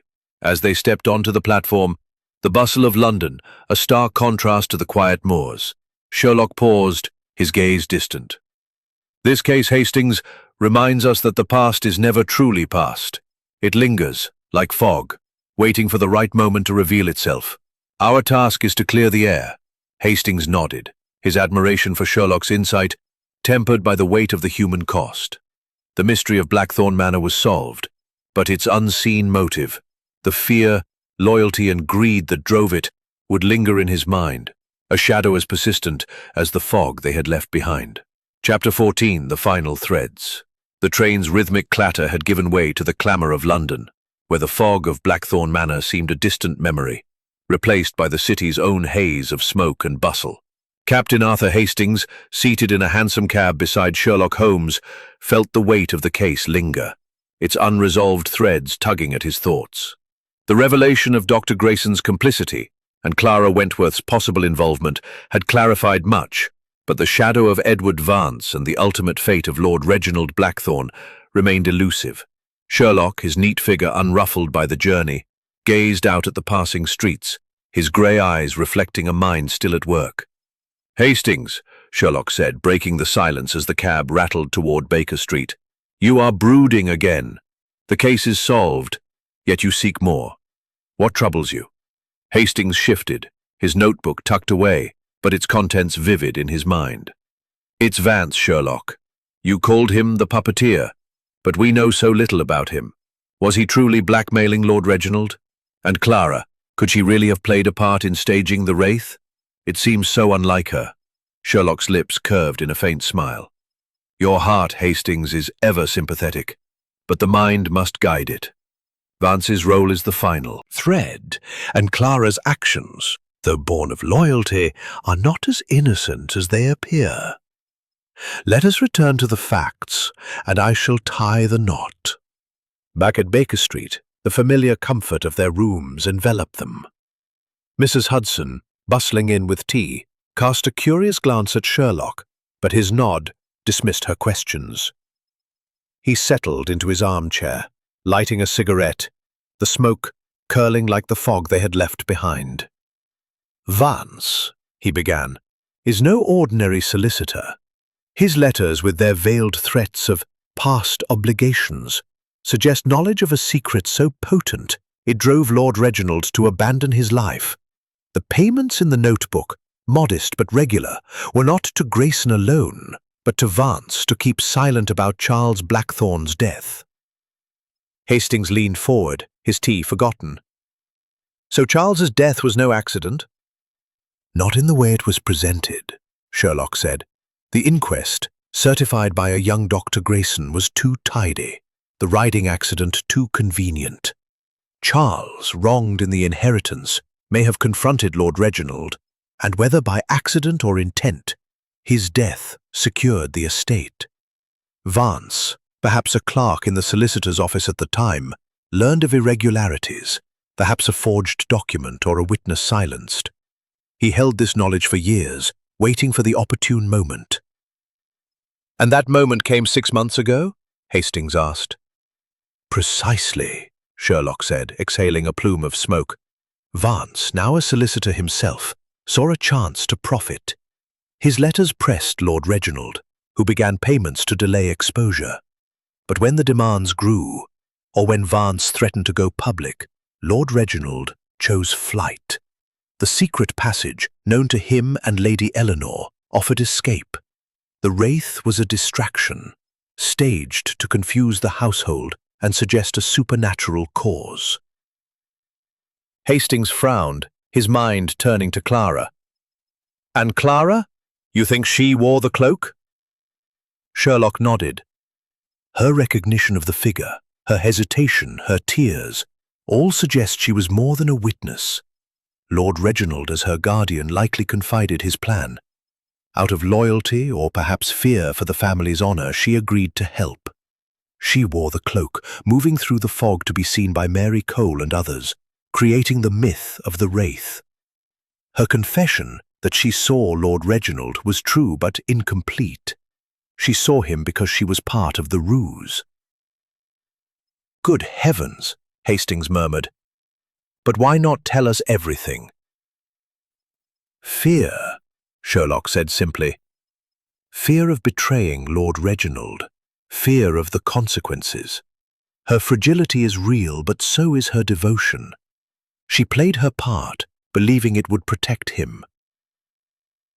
Hastings shook his head, marveling at the complexity. And Grayson? He admitted to helping, but was he also— and later saw an opportunity to profit when Lord Reginald sought his help. The cloak bore his cologne, because he handled it, perhaps giving it to Clara or wearing it himself briefly to test the illusion. But his nerves betrayed him. He was not the mastermind. The fire crackled in the grate, and Hastings felt a chill despite its warmth. "So Vance is the key. Will Lestrade find him?" Sherlock's eyes narrowed. "Lestrade is competent, but slow. I have wired Exeter, requesting Vance's records and whereabouts. If he's still pressing for payment, he may be traceable through financial transactions. As for Lord Reginald, he is likely abroad, France or Switzerland, where a man of means can vanish with ease." Hastings leaned back, his mind racing. "It's a tragic story, Sherlock. A family torn apart by a secret. A man driven to flee his own life. A young girl caught in loyalty's trap. Does it ever weigh on you, uncovering such pain?" Sherlock's gaze softened, a rare glimpse of introspection. "The truth, Hastings, is a double-edged sword. It cuts through deception but leaves wounds. My role is not to judge, but to reveal. The pain is theirs to bear, as the truth is mine to uncover." A knock at the door interrupted them. Mrs. Hudson entered with a telegram, which Sherlock read swiftly. "From Lestrade," he said. "Vance has been located in Exeter, under questioning. He denies blackmail, but admits to pressing Lord Reginald about estate irregularities. The search for Lord Reginald continues, but the trail is cold." Hastings sighed, the weight of the case settling once more. "So it ends, but not fully." "Not fully," Sherlock agreed, "but enough.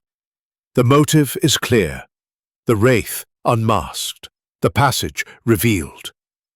Blackthorn Manor will heal, or it will not. Our work is done." As evening fell, the London fog crept in, a reminder of the moors they had left behind. Hastings watched Sherlock, his friend's calm exterior, a testament to the order he imposed on chaos. The final threads of the mystery had been tied, but the shadow of the past, like the fog, would linger, a silent witness to the truth Sherlock Holmes had brought to light. Chapter 15. The Quiet Exit. The London fog, thick and grey, pressed against the windows of 221B Baker Street, a fitting echo of the mists that had shrouded Blackthorn Manor. Captain Arthur Hastings, seated by the fire, felt the weight of the case settle into a quiet resolution, though its human cost lingered in his thoughts. The revelation of Edward Vance's blackmail, Clara Wentworth's reluctant complicity, are reflective tonight. The affair at Blackthorn Manor is concluded, yet you seem to seek an epilogue. What is it? Hastings set down his tea, his notebook closed, but its pages vivid in his memory. It's the family, Sherlock. Lady Eleanor, Sir Henry, Clara. They're left to pick up the pieces of a life shattered by secrets, And Lord Reginald, wherever he is, does he know the pain he's caused?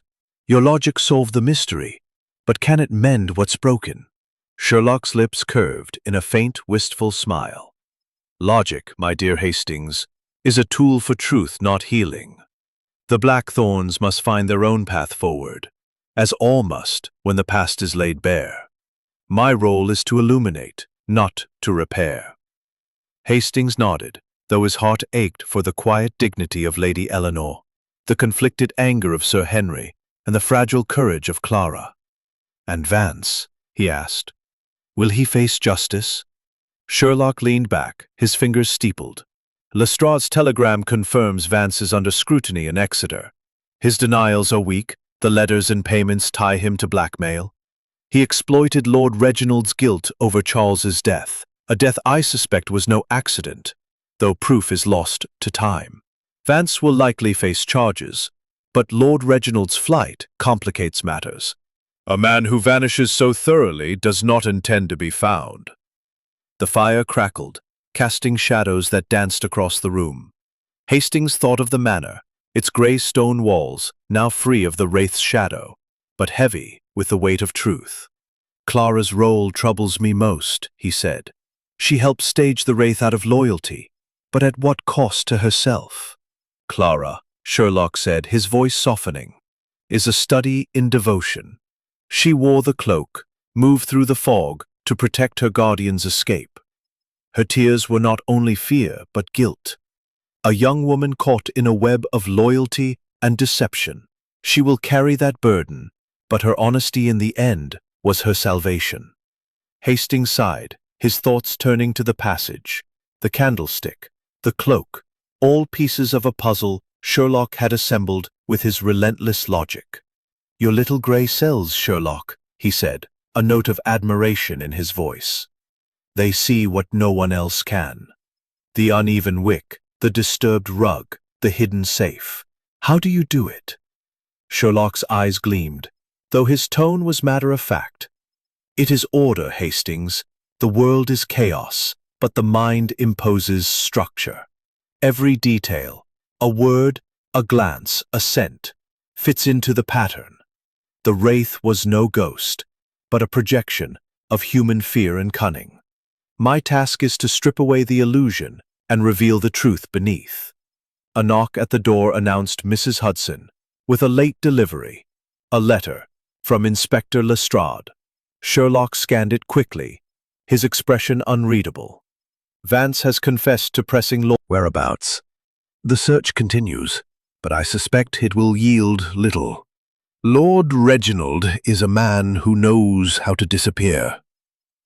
Hastings leaned forward, his curiosity piqued. And the Blackthorns? How will they fare? They will endure, Sherlock said. Lady Eleanor has strength, Sir Henry has purpose, and Clara has youth. The estate will weather the scandal, for the accusations of fraud were a distraction, easily disproved by the ledgers. The truth, though painful, sets them free to rebuild.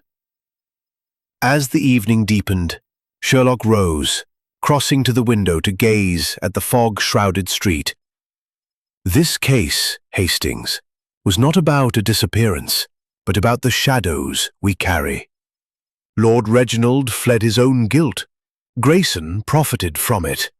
Clara shielded it, and Vance exploited it.